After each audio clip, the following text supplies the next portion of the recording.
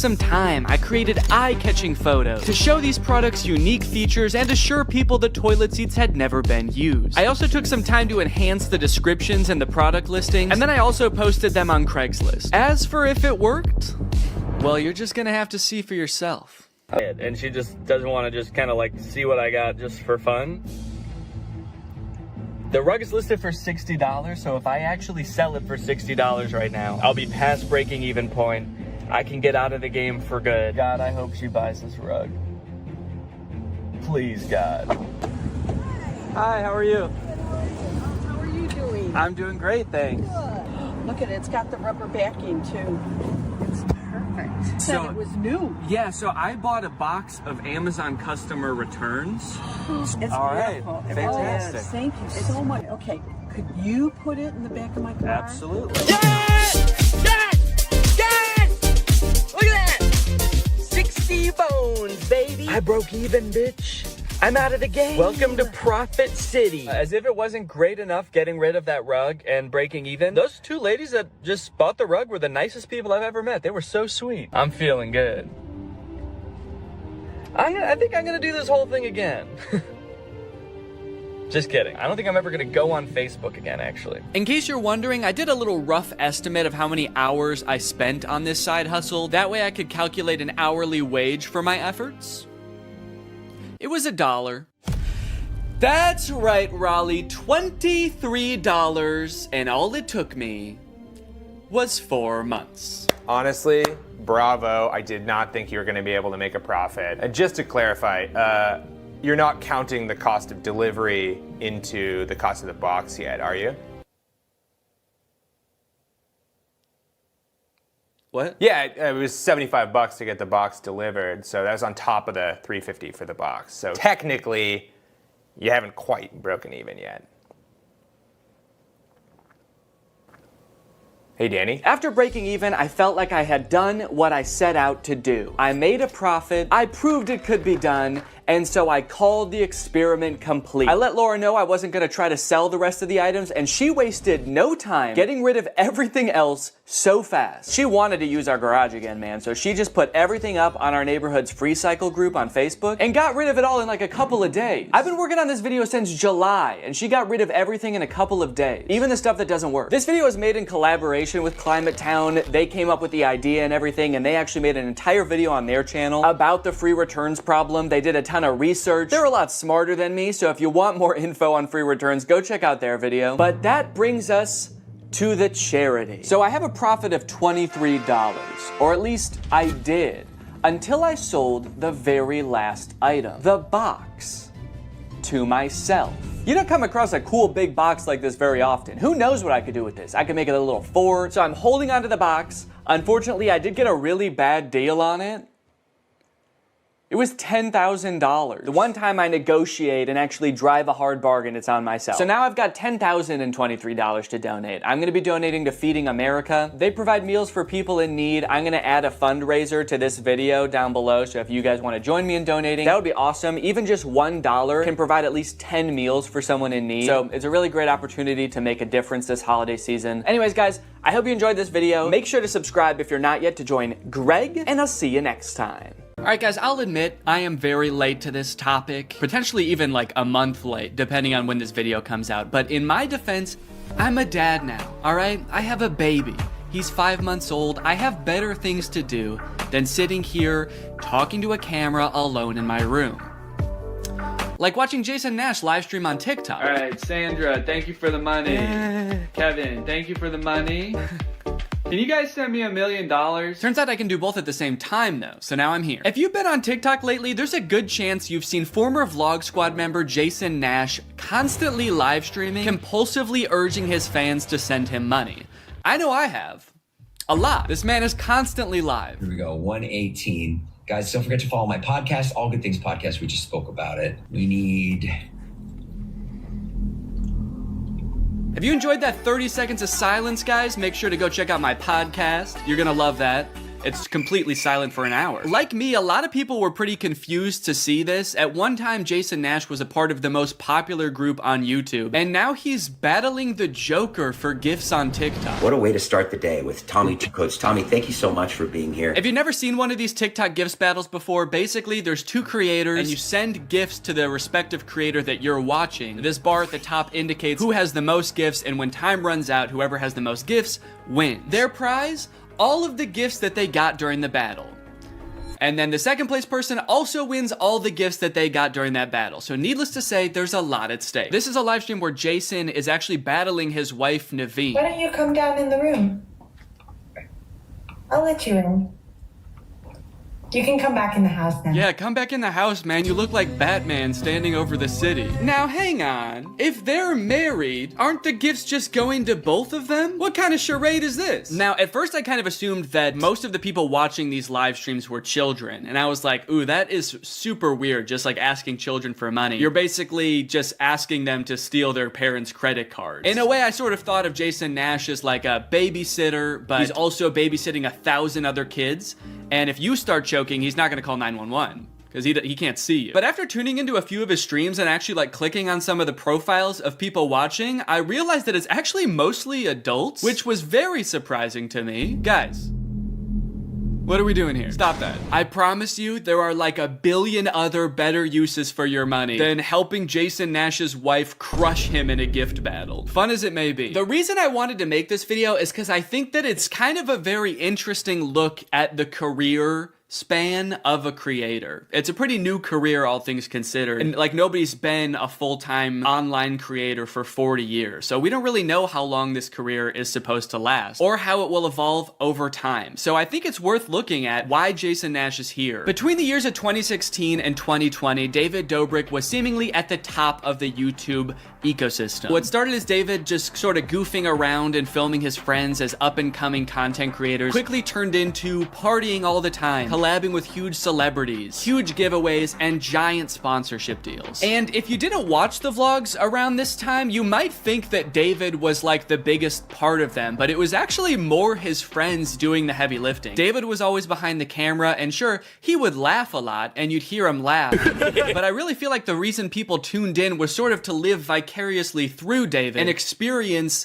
the goofiness that was all of his friends. So while all of the vlogs were on David's channel and David was inevitably the most popular member of the vlog squad, I really feel like he owes most of his success to his friend group. But it was a fun time. I watched a lot of the vlogs back in the day and I really enjoyed them. It felt like you were a part of this friend group. And in a lot of ways, you were like the members of the vlog squad, because like the members of the vlog squad, you also were not getting paid for your appearances in the videos, which is something that I always found kind of weird. David's friends never got any sort of payment. Their only payment was in exposure. And so what kind of ended up happening was, because everybody else around David wanted to launch their careers off of David's vlogs, they all started vlogging too. But because they would always be hanging out together, all of their vlogs seemed to be just like the same situation from a bunch of different angles, and everybody was holding vlog cameras. It got pretty out of hand for a while there. Eventually though, during the pandemic, a bunch of stuff happened that caused David to take a step back from vlogging. Mainly a bunch of scary accusations about one of his best friends, Dom, and also him almost killing one of his other best friends, Jeff Wittick, by slamming him into the side of an excavator. After losing a bunch of followers and probably more importantly, a bunch of sponsors, David posted an apology saying he was gonna do better. He said he was gonna take steps to make sure his vlogs were a safer environment for the people in them. And I want to be able to have a place of checks and balances. I want to have HR. If he had to choose between quitting vlogging or doing it safer with an HR team,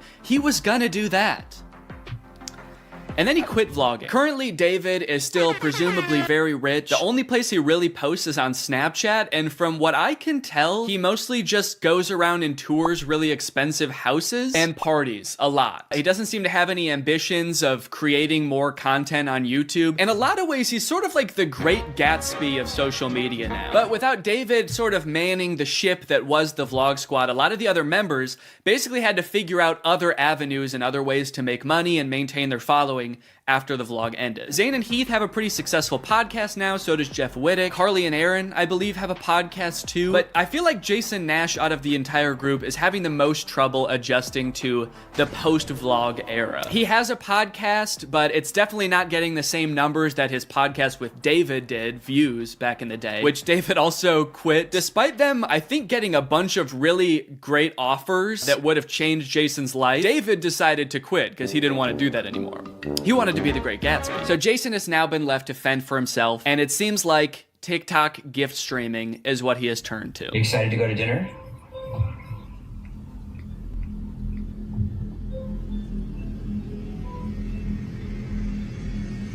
Man, this is content, baby. This is crazy. I didn't know all you had to do is just sit there and stare at your camera and people will just send you money. Why did I write this whole video? So a lot of the response has obviously been kind of cringing at this feeling that what he's doing now is very shady. And I mean, he's not really harming anybody, I guess. It does seem like it's mostly adults sending him money. Obviously, there's always going to be kids online stealing their parents' credit cards, so that's not great. I do get kind of a shady vibe from it just because there literally is no content for you to consume except to send him money. Like, the whole point of this stream is to see how much money Jason can make without having to do anything. That's like the point of the stream. Melanie, thank you. Let's go. And you could argue that Twitch streaming has donations and, you know, a bunch of other live streaming does too. But I would argue that there's at least some content behind that. Someone's playing a video game or they're doing a podcast live and the donations are just a little bit extra on top. It's not the content itself. I've also seen a lot of people wondering, like, wait, isn't David super generous? During his vlogs, he was always giving away cars. He was paying for people's weddings, just like handing out PlayStations to people on the street. Surely he could just help Jason if he's struggling financially, right? Wrong. From some of Jason's podcast clips, it seems that is definitely not the case. But before we get to that, I've got to make some money of my own. Alright guys, let's get those gifts in. James, thank you for the llama. Carol, thank you for the sombrero. Brian sent a Arab? Oh. Is this a gift on TikTok Live? Also, how did you get this one? This one's mine. Well, regardless, this is actually pretty convenient because this video is sponsored by Arab. Arab flavors your water using scent-based taste. And, oh, Brian also sent a scent pod? Oh, thanks, man. Okay, so I can put that on. With the scent pod down like so, it's just a normal water bottle. But when I activate the scent pod, air is able to pass through the scent pod and into your mouth, where you can taste the scent. Send me money. I like to bust out my air up while I'm getting work done. It gives my water a little bit more which is what I need when I'm trying to focus. This one right here is lime, and it is excellent. Someone said, come to Brazil. I'm busy. Air up is a unique hydrating experience. You can't get this anywhere else, buddy. No chemicals, no sweeteners added to the water, just plain old water into my plain old mouth. The scent pods come in a variety of flavors. I really like the lime and the peach. My editor, Jake, is really fond of cherry. So no matter what kind of flavors you like, there's bound to be a couple for you. You want to spice up your hydration experience, click the link in the description, get yourself an Air Up, get yourself some scent pods, put your mouth on the nozzle, and suck away. You look really tired today. That is mean. Thank you to Air Up for sponsoring this video, and thank you to you guys for checking out Air Up.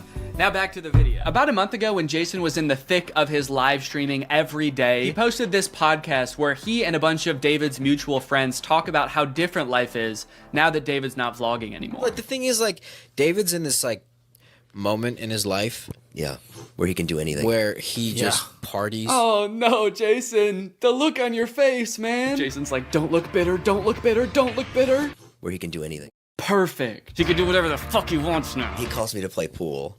And I'm like, I gotta go live, and I don't expect him to understand that. You don't expect him to understand that you have to work to make money? You know he did that too, right? I wouldn't expect him to understand that, man. He hasn't had to work in, gosh, what is it, 2 years now? I hate to say it, Jason, I think he gets it.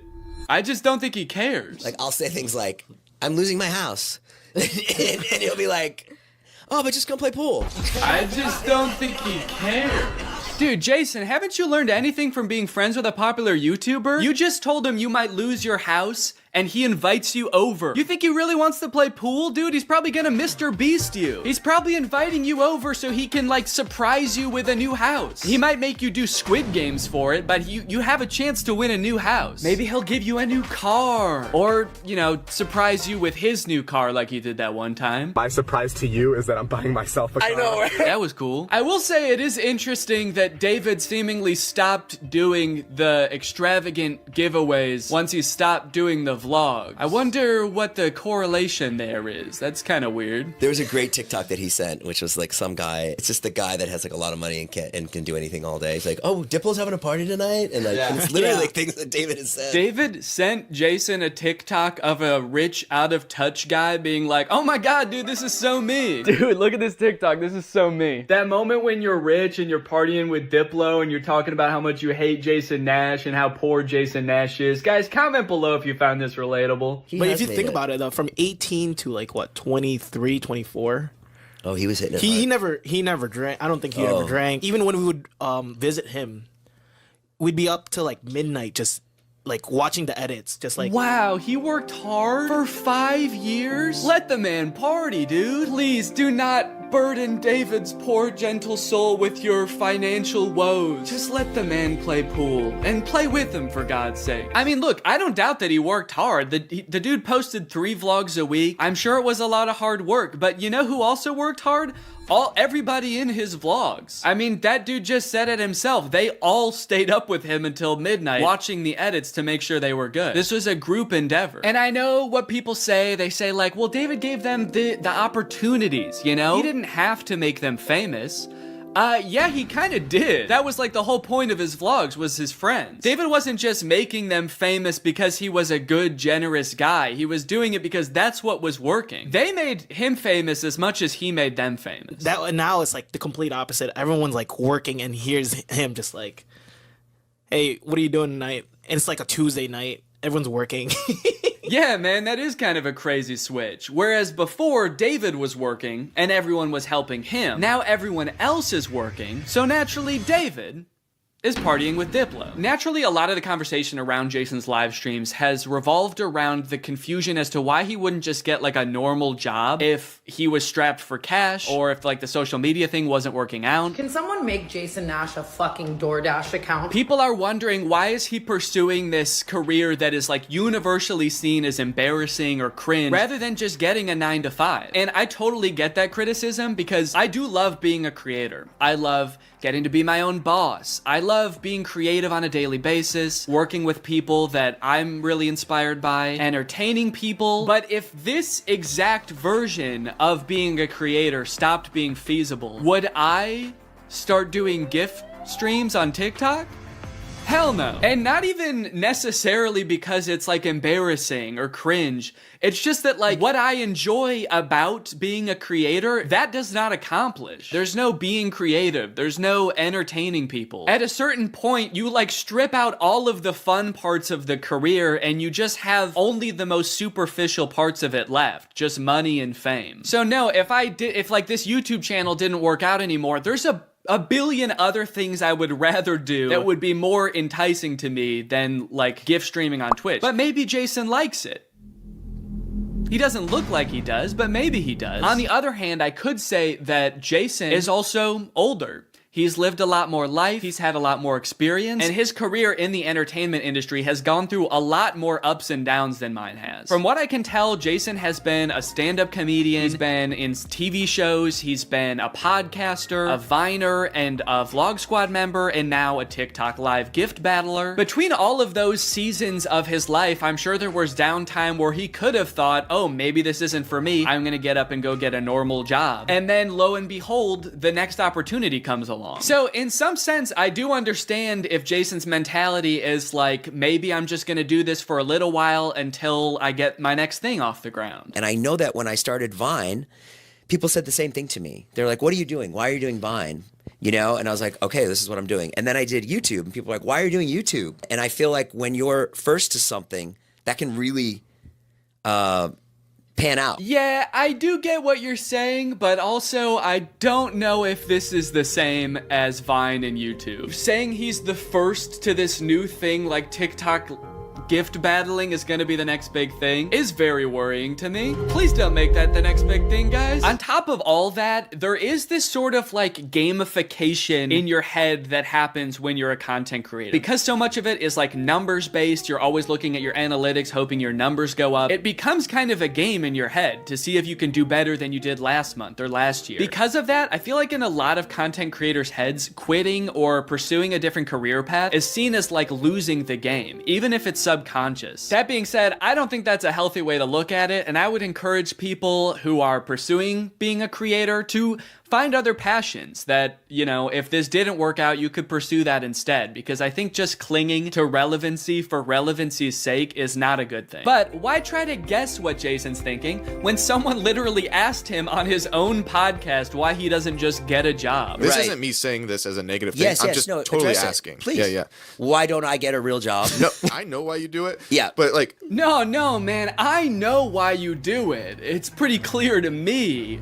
But could you tell everyone else why you do this? Someone said that the other day. Why don't you get into real estate? I'm like, I hate it. I don't have a real estate license. Bo Graney? Oh yeah, I forgot. You have to be born with a real estate license to do real estate. But darn, Jason Nash was born with a TikTok account, so he has to do that instead. Right. Now look, would I be on TikTok Live if I wasn't in like a financial hole?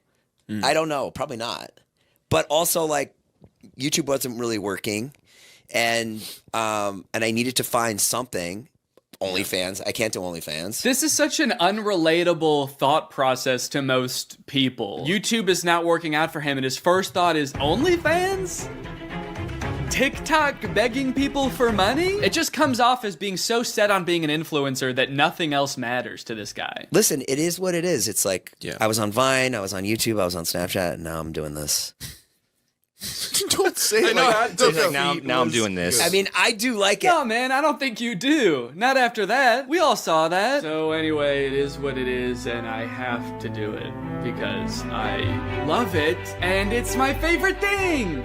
Phew, that was close. Hey, we can hear you. What? You said that was close out loud. Oh no! Do you ever think about going to DoorDash or to like a? I just never thought it's entertainment or nothing. I don't care what it is. Like, what would you suggest I do? No.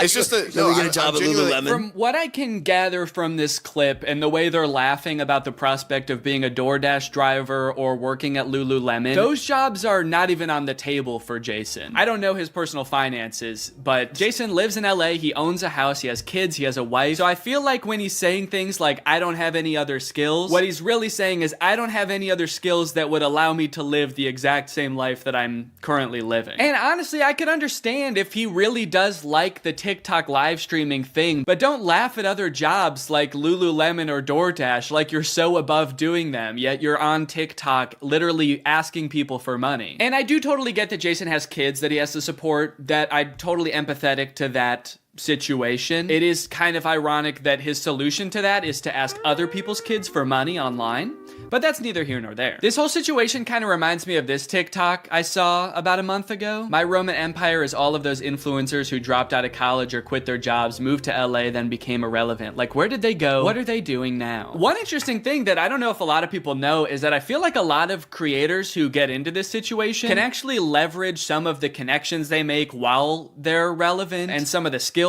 that they've learned to get jobs at like marketing agencies, talent agencies, social media companies, or working for other creators behind the scenes. There's actually a lot of opportunities out there, which I would know because my first job out of college was working for a YouTube MCN. While I was still on Vine, I graduated college and I was worried that that wasn't going to be a stable career, so I actually got a job working at an MCN. And then I also worked at the YouTube channel Corridor for a while before my YouTube channel took off. So just throwing that out there, there are other career opportunities where you get to be involved in the creator space, even writing or acting, stuff like that. But it doesn't have to be your operation. You can just get a stable job. All right, it's time to talk about David again. While everyone was making fun of Jason for doing the TikTok live streaming thing, David paid him a visit on Snapchat. Dude, you're kind of becoming a legend on TikTok now. I know.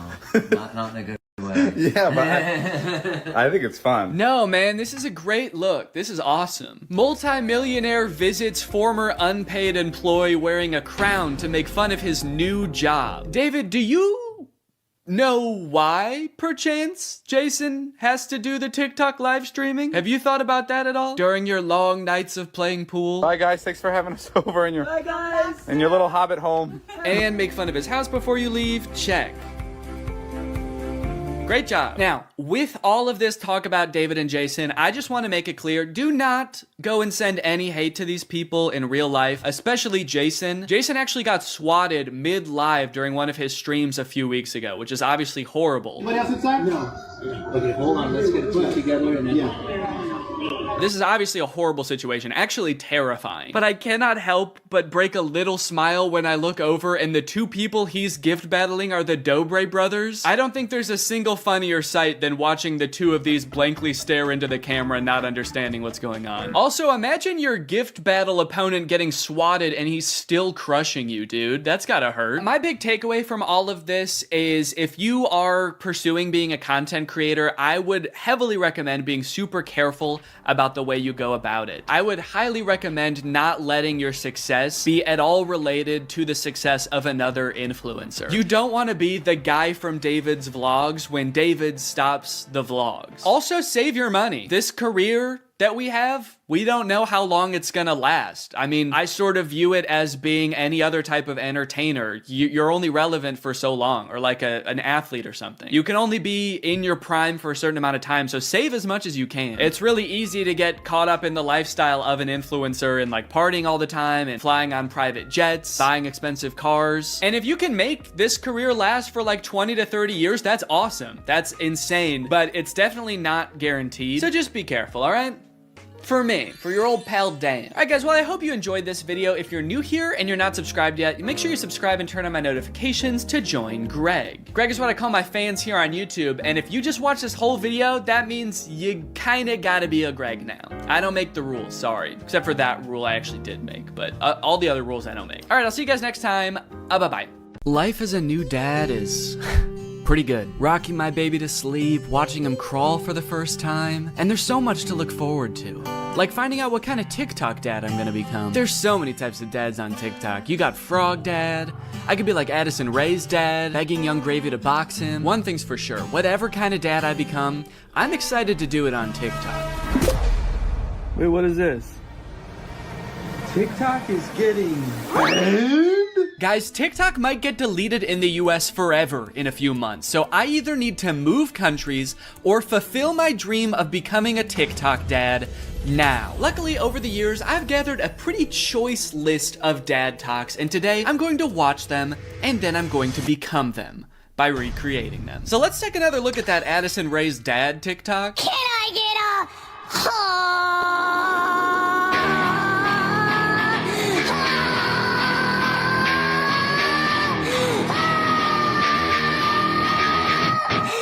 Okay, so this TikTok is from a couple years ago. It's from 2022. And if you were unaware of this situation where Addison Rae's dad wanted to fight famous rapper Young Gravy, I believe it started because Young Gravy made some comment on a podcast about finding Addison Rae's mom attractive. Now, Addison Rae's dad and his mom aren't together and haven't been for a long time, I think. But nevertheless, Monty, that's his name, Monty Lopez, decided to settle the score by getting on TikTok and begging Young Gravy to fight him.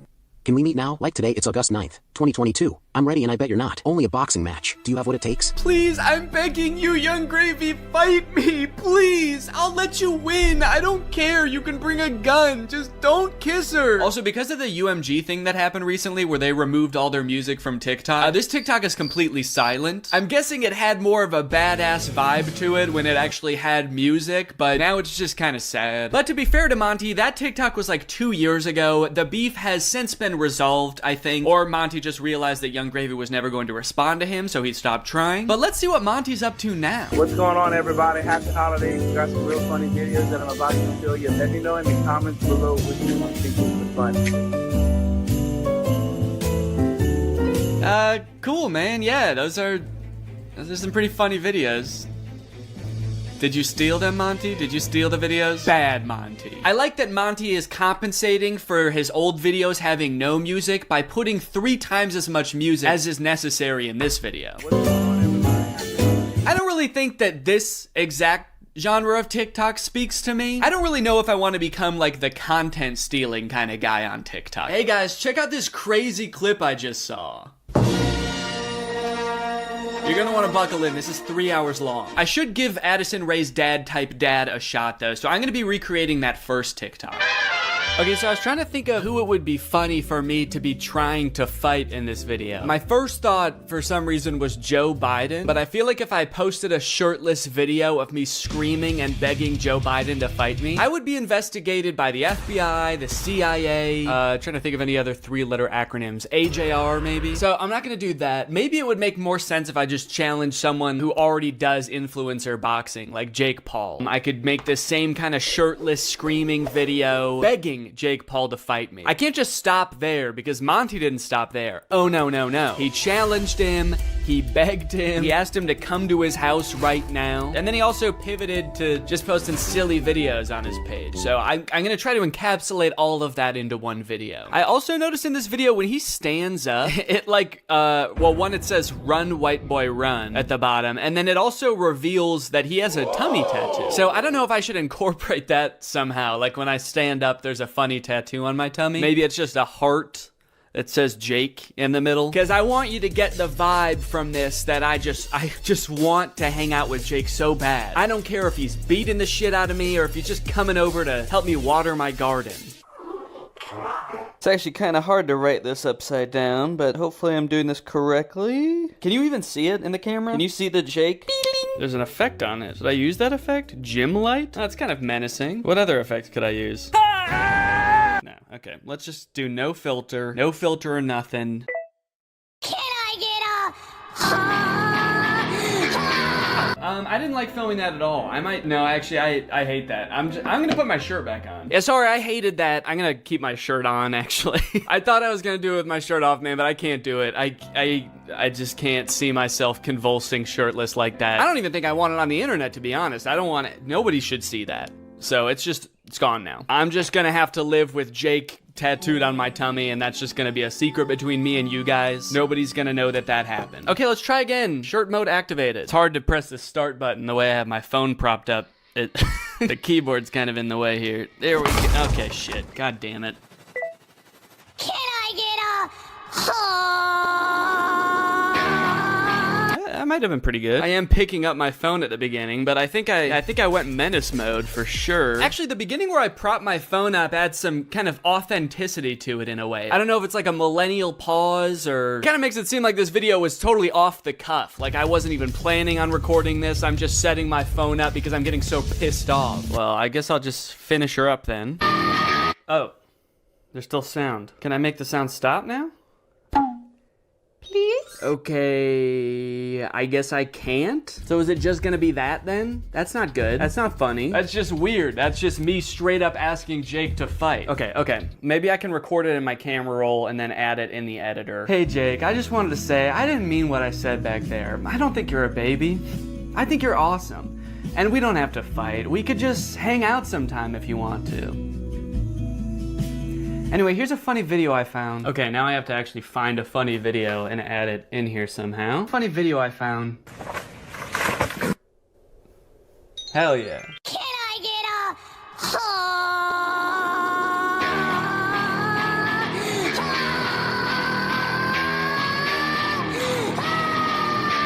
Hey Jake, I just wanted to say, I didn't mean what I said back there. I don't think you're a baby. I think you're awesome. And we don't have to fight. We could just hang out sometime if you want to. Anyway, here's a funny video I found. Yeah, I think it's perfect. And I think it's ready to post, and I'm not worried at all about what people will think when I post this. So I think after I create all the TikToks, we can take a look at some of the responses to them. Okay, next TikTok. My daughter being in a toxic relationship, hashtag POV, a pack sticks up for each other. One of my favorite things about this TikTok is how many people show up. I thought it was just gonna be the dad at first, but then more and more characters keep coming in. It kind of makes the dad seem a little less badass. Like, no wonder the boyfriend's scared. He is severely outnumbered. I also love how the uncle comes into frame by touching the brother's shoulder, but it's obviously just his own hand touching his own shoulder. You know you're in for trouble when you feel your uncle tap your shoulder. You know how uncles do?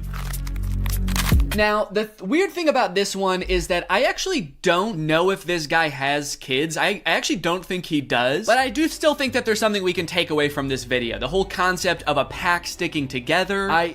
Oh, are they wolves? Oh, I think they're werewolves, and that's why it says a pack sticks up for each other. And that's why all their eyes turn blue, this horrifying shade of blue, and the dad has on a wolf necklace. So they must be wolves. They've got wolf eyes. Wolves have blue eyes, right? Oh, wait.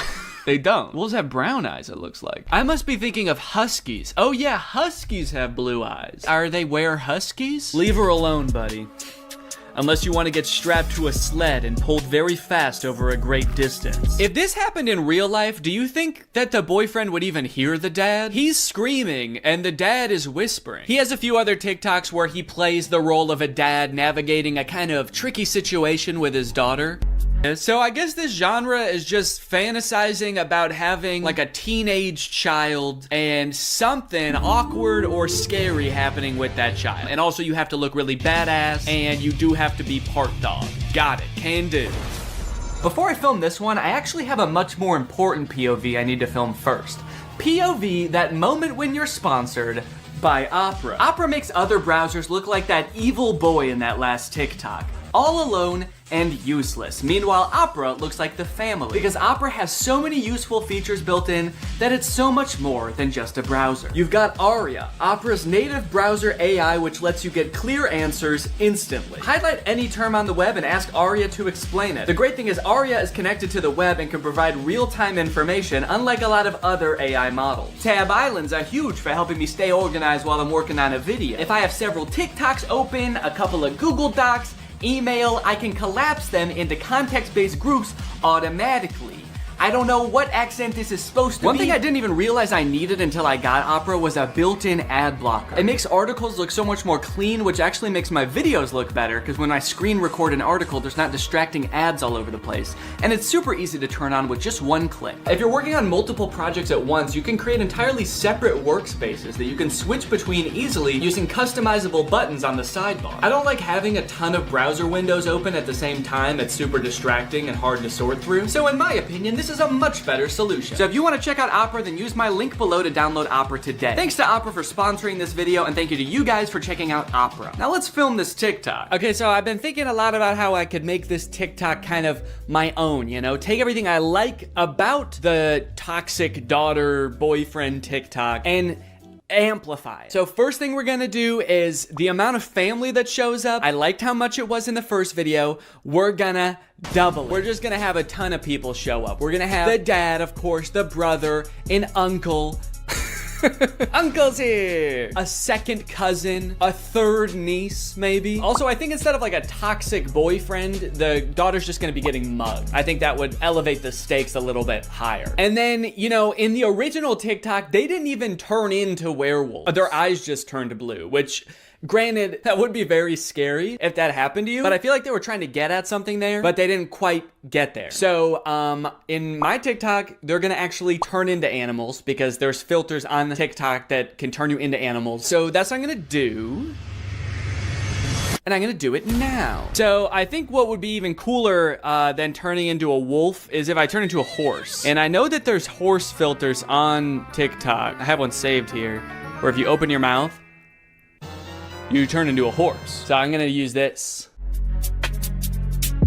Okay, beautiful, beautiful. I look gorgeous. And then everyone just starts turning into horses, dude. The daughter turns into a horse. Uncle's gotta turn into a horse. And last but not least, the mugger has to apologize, of course. Let's go, baby. Now all I have to do is edit this, and it's gonna be ready to go. Now this dad is a whole different type of dad. His name is Brian B. Toe. I thought Toe might be his last name, but the way it's spelled out in his profile actually makes it seem like Buteau is his last name. I thought B was just his middle initial till I saw this just now. Say what you want about Brian, but he do be Toe. And I think there's a lot we can learn from Brian's TikTok. Stuck in a generation where loyalty is just a tattoo and being fake is a lifestyle. Where the real ones at? Man, Brian's so cool. I thought he was a teenager for a second because of how cool he's dressed. Hey guys, I'm just skateboarding with my backpack to school. I mean work. I hope my teacher is cool today. Oh, I mean boss. Sorry, I'm just a kid at heart. Also, I just got in a really bad skateboarding accident and hit my head real bad. Can you drive me to the hospital? I don't like this angle. Why is he so much higher up than us? Are we a child in this video? Are we his child? Son, where are the real ones? What have you done with the real ones, son? I'm not even sure how the caption and the video are related. They seem like totally separate things. I'm so sick of my generation. So I've decided to join yours. I'm a teenager now. In fact, I'm so young that my kids are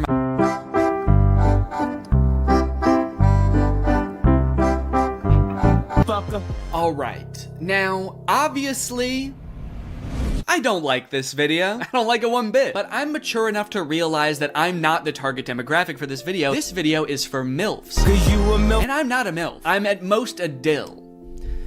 I'm just a dad you would like. And the MILFs in the comments are loving it. Yes, you still got it. Where you been all my life? Damn, my kind of guy. More power to him, I guess. The one thing that I can't get over is the setting in which he's making this video. Are you in public? It looks like he's just in the lobby of a hotel making the absolute thirstiest video I've ever seen. You need to get to your room ASAP, dude. You are too horny to be in public. I like this guy in the background. The second he realizes he's in this video, he steps out of frame because he's like, oop, I can't be in this. Oop, get me out of here. This guy's too horny. The caption is still got it, which is a little confusing to me because usually you would say that about something you used to do when you were young. Brian, did you used to do this when you were young? They didn't have iPhones back then. Who were you doing this to, man? The reason so many people are single and not in relationships today is because we're looking for that 90s love in a 2023's hookup culture. Tell me I'm wrong. Yeah, man, that's fine. Where are you? What's going on in the background here? I'm looking for that 90s love. The kind of girl that doesn't just want to hook up, but wants to go on a date to the giant dirt pile in town. I love that dirt pile. I wish I could date the dirt pile, but she's taken. Hey, get out of here! She's mine! Okay, this is good research. I feel like I'm starting to get what this guy is all about. It's a lot of like pouring your heart out on the internet. Some of it could possibly be on the verge of oversharing, but he's expressing his feelings. He's looking badass while he's doing it. It's like this emotional vulnerability mixed with this cool, mysterious bravado of being alone at the giant dirt pile. Oh, oh, oh, yeah. Da, da, da. I got a new. Okay, no, that's cool, man. Look, I obviously think that, you know, that's kind of a scary joke to make, but again, this video isn't for me. Oh, uh-oh. Oh God, Brian, the MILFs aren't liking it either. This guy is not funny. My first reaction, ew. Brian, you're scaring the MILFs, man. So I'm unaware of any gigantic piles of dirt near where I live. If there are any, I guess I'm just not cool enough to know where they are. So I'm here at the woods. Figured that would be an equally strange location to film this TikTok. So we've got strange location, the woods.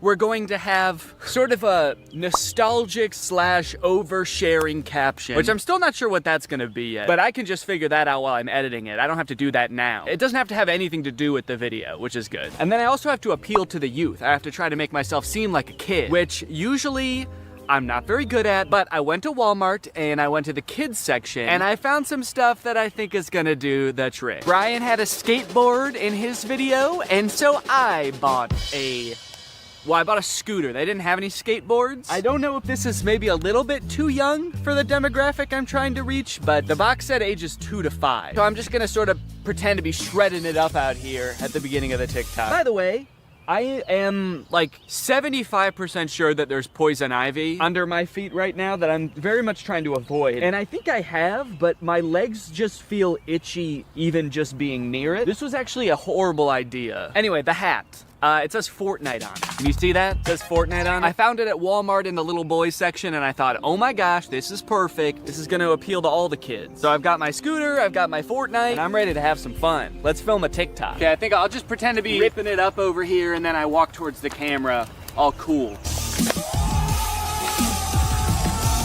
I for sure stepped in the poison ivy that time. Very cool. Why does this hat make me look like a pilgrim? It's like such a flat brim hat that it's gone past looking cool and gone towards looking like a full-on pilgrim hat. I am a Fortnite pilgrim.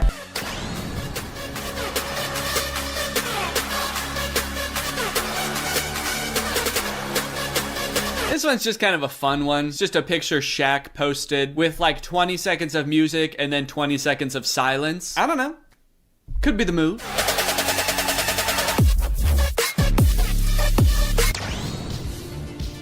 All right, this TikTok is by a dad by the name of My Life, Not Yours. So in case you were confused, this isn't you.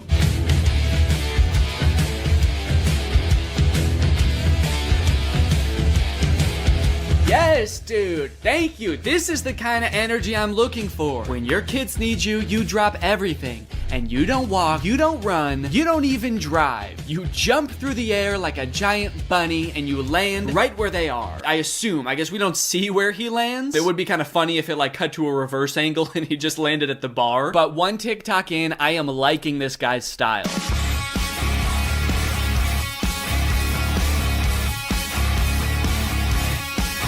So I guess the way I describe this dad is like action hero dad, mystical sorcerer dad. Either way, he's killing it, and I really like his vibe. He's always getting himself into insane situations like this one. Happy Easter, everyone. Something so funny about how nonchalantly he says Happy Easter and then teleports himself into the UFO and kamikazes himself. Like, did he know that was gonna happen? Based on how chill he was, I kind of feel like he didn't. Happy Easter, guys. Oh, what the fuck is happening? What the fuck? Ah! You know, I started watching this guy because he mentioned his kids and I was like, oh cool, dad content. But in hindsight, he actually doesn't mention his kids very often. So I guess they don't need help that often because that's the only reason he mentioned them in the first video. He's actually kind of got a lot of other shit going on. He's always defending the earth from some kind of cosmic threat, it seems. And after all these TikToks where he's harnessing magical powers and defending the earth, you'd think that his kids would have some pretty nice stuff to say about him, right? You'd think they'd be pretty grateful, huh? Wrong. As dads, you know, we give and we give, but are we ever truly appreciated? No. My 7-month-old baby did the same thing to me. I was floating around in the spirit realm forever. It took me days to get back into my body. To take a step back for a second here, can we all appreciate how epic his editing is? I mean, this is pretty good. Also, the first time I saw this, I was like, holy shit, how high did this dude jump for this video? This man may be old, but he's still got it. But after watching it a couple times, I think that he's reversed the video and he's jumping off of something high onto the ground. Either that or this whole thing's real. I can't discount that possibility. I like this guy's videos a lot because I feel like we actually are cut from the same cloth in a way. I have always been obsessed with visual effects. I had a YouTube channel for this kind of stuff when I was a teenager. I would do this type of stuff, practice visual effects. I would do tutorials for effects. Hey everybody, this is Danny Gonzalez, and today I'm going to be doing an After Effects tutorial. I would watch every behind the scenes of like blockbuster movies that I could get my hands on. So I admire this dad's passion. It kind of takes me back in my own life to a simpler time. So I guess what I'm trying to say is, I'm pretty excited for this one. My favorite of his TikToks was the UFO one, so that's the one that I want to replicate. I'm gonna have like a UFO or a giant spaceship in the background right here. I'm gonna walk up and I'm gonna teleport onto the spaceship and blow it up or something. One thing I really want to replicate is how casually he did it. Like he didn't even know that it was about to happen. I think I just want to kind of like casually stroll up to the camera, kind of maybe wink at the camera. Or no, winking would imply that I know something is gonna happen. Maybe I'm just having a stroll, having a great day, and then I teleport up to the UFO. Would it be funny if I teleport without my clothes? That would really make it seem like I did not know this was gonna happen. Or maybe I did, but at the very least I thought I'd be able to bring my clothes with me. Like you see me teleport and my hoodie is still here and it just drops to the ground. And then how should it start? Should it have something to do with like when my kids need me or something like that? The caption could say something badass like when our way of life is threatened, I'm the man for the job. And then I teleport buck naked up to the UFO and am immediately shamed by the aliens for my tiny butt. All right, let's try this.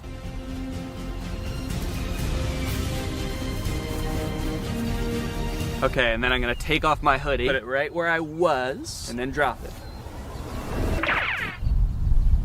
Okay. There was a person walking by while I was doing that. What do you think she thought? What sense could that possibly make to the average person? Maybe she knew what I was up to. She did look kind of older. Maybe she has a husband that does this kind of thing. All right, well, I'm happy with that. Also, I want to go home. all of the TikToks have been recorded, edited, and posted. Let's see how people responded to them. We're gonna go from the least viewed video to the most viewed video, starting off with Addison Rae's dad. So this is the first video that I posted, and it is by far the least liked out of any of the TikToks. It has 45,000 likes. I think people were just confused. Nobody really got the reference. The general consensus amongst the audience is that I'm going insane. Second most liked comment is, "Nurse, he's out again? Is everything okay at home, Danny?" Okay, I was doing these TikToks to make myself seem like a really cool, awesome dad, and kind of feel like it's not working based on that comment. Oh my god, he's lost it. What is he planning? Or is he just having fun on TikTok? All right, he's either planning a video where this is some kind of satire, or he's actually just having some fun, challenging Jake Paul to a fight, begging him to meet up, and sharing some funny videos. Maybe this is just who Danny is now. Okay, next up was the Shaq TikTok. Lots of people praising my very calm demeanor in this picture. You look so comfy and at ease. You don't look terrified for your life at all. Looks like they were really nice. And then one kind of eerie comment. "Please don't die, I love your content." Do they know something that I don't know? I look closer and this was posted by my doctor. Oh no, he's actually been commenting a lot on here. He says, "The test results just came back, it's not looking good. Love your content though. Also, was Ice Spice cool?" Just feel like there's better ways he could have contacted me. Someone said, "Is this real?" And then someone commented under it, "No, it's AI. Look at Ice Spice and Taylor's eyes, or the guy on the right, his hands, or the sunglasses just floating on his shirt." So I guess he's talking about this guy, saying, "No, it's clearly AI. Just look at this dude." Which, is kind of fucked up, because it's not AI, that's just a real guy. Everything in the image is real except me. And even I am real. I'm a real person, I just wasn't in that picture. It's kind of interesting as AI has gotten more popular how whenever anything is fake now, all of the comments are AI. It used to be whenever something was fake, all of the comments were Photoshop. Even if it was a video, it would always be attributed to Photoshop, and now it's AI. Even in this case, when it was actually Photoshop, the accusation that gets thrown out is AI. It's just kind of something interesting I noticed. After I posted that TikTok, I was starting to get a little bit worried. I started this video with hopes of becoming the coolest TikTok dad on the platform before it got deleted. And based on these comments,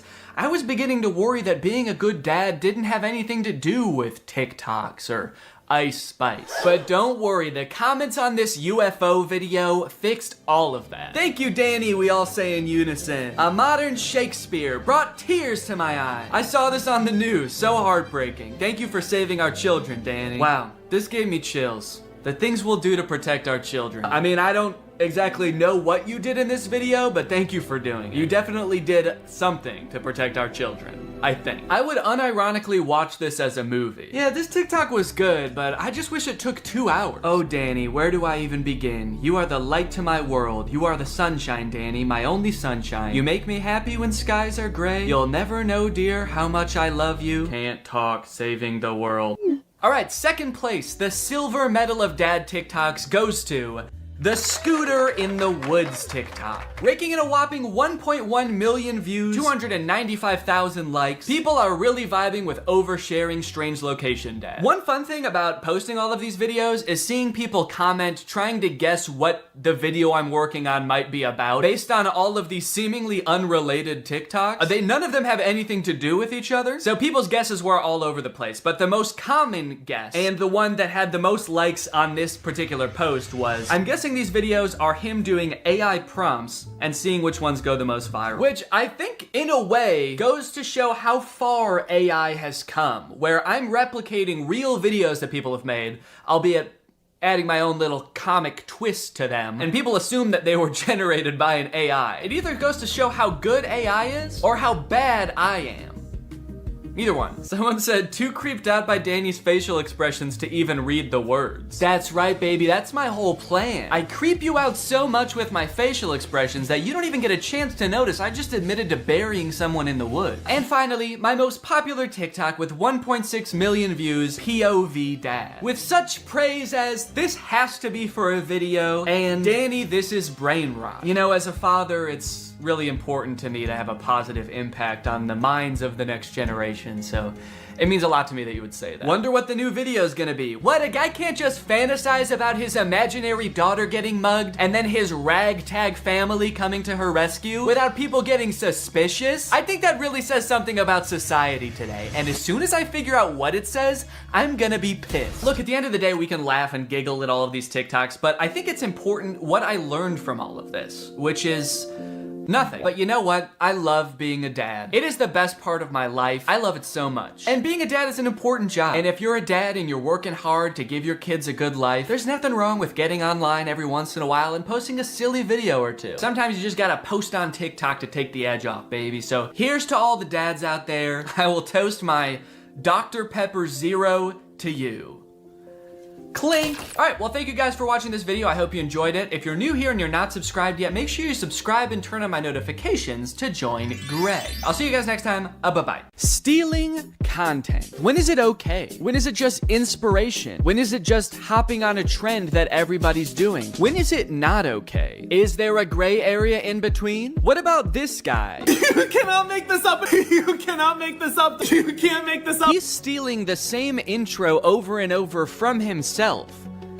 Do we have to help him? That guy found one intro and shirt combination that he's convinced makes his TikToks go viral, and by golly, he will never change it. You can't make this up. As a creator and a viewer of content, blatant stealing is something that makes me so mad, but what's even worse is how seemingly easy it is to get away with it, and how, like, it just works. Like, you can just become a content thief and make so much money. It at least shouldn't work that well, you know? But as you will see today, it is a very viable content strategy that is being used by a ton of YouTubers, big and small. Today we're going to take a journey through the various forms of content thievery until finally ending at the undefeated final boss of content thievery, Brent Joseph Rivera.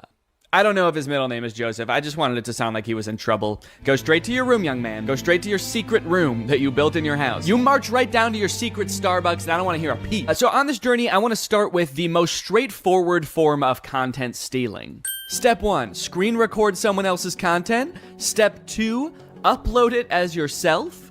And step 3, profit? You might think that pretty much all people would agree that this is at the very least shady, but you would be surprised the lengths some people go to justify it. Okay, this video I'm about to show you, I've already talked about on my second channel a little bit, so I'm gonna repeat myself slightly, but I think it's very important that you learn about this type of influencer called a clipper. In the life of a $20,000 a month TikTok clipper, first thing I do when I get into my office is write down my daily goals. Today I wanted to get 1 million views in a day and make at least $500. This guy makes business sound so easy. You can just write down how much money you want to make that day. Do you make that much money? So I go and sit at my desk, pull my phone out and get ready to start my shift. The first thing I do is go and search for popular YouTubers to screen record. I sit down at the desk of my fully furnished office with a maxed out PC in front of me, and I go on my phone. He proceeds to screen record a popular YouTuber's video and then combine that with some gameplay footage, which he also didn't make himself, and then he posts it on TikTok. One of my videos last month made me $1,200 from one video. But what about today? How much money did you make today? Was it $500?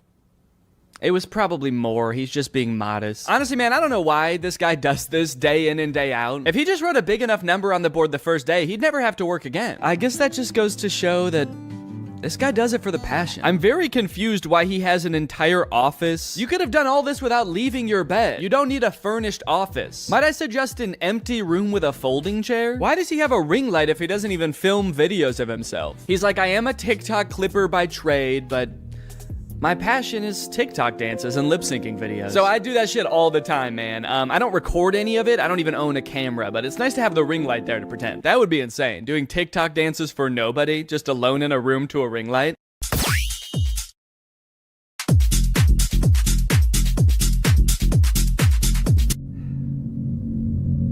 Anyway, gotta get back to clipping. Now, before we go and call this guy lazy or uncreative, I do think it's important to note this guy actually does make original content. He makes TikToks and he does use a little bit of AI, but at least he's not stealing from another creator. So maybe we should check that out before we judge. POV, you're a TikTok clipper making $20,000 a month using just his phone. First thing I did today was go and take a look at the view because I've decided to wake up in Malaysia just because I can. After going into the bathroom, completing my daily routine, I put my shoes down and I get ready to head out the door. I wanted to go check out some of Malaysia's Malaysia and kind of see what it has to offer, so I had a look around the hotel just to see what I could find. The views around here are insane, and they even had a pool on the roof, but the heights made me start feeling a little bit sick, so I decided to go back to my room and get ready to start my shift. Okay, this whole video is like a minute long, and this whole section is all before he shows the content that he's making. A lot of these kind of digital nomad types pick jobs where they don't have to do too much work and they earn passive income so that they can travel the world, experience life. It sounds pretty fun. But I feel like from this video, this guy like hasn't figured out how to do that yet. He's like, okay guys, here's my life as a content clipper. I get up, I go to the bathroom, then I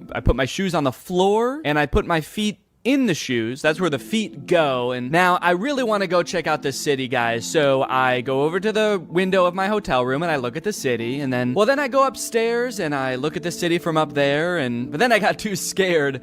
So I went back downstairs and I looked at the city from my window again. Create a ChatGPT story. First prompt I put in is I tell it to generate me an Asian baby. After it does that, I ask it to make it eat rice. Wait. Then after 3 simple and easy clicks, I press generate video and the whole video is made for me with voice actors. Yours should look something like this. Show me an Asian baby. Make it eat rice. Mine should look like that?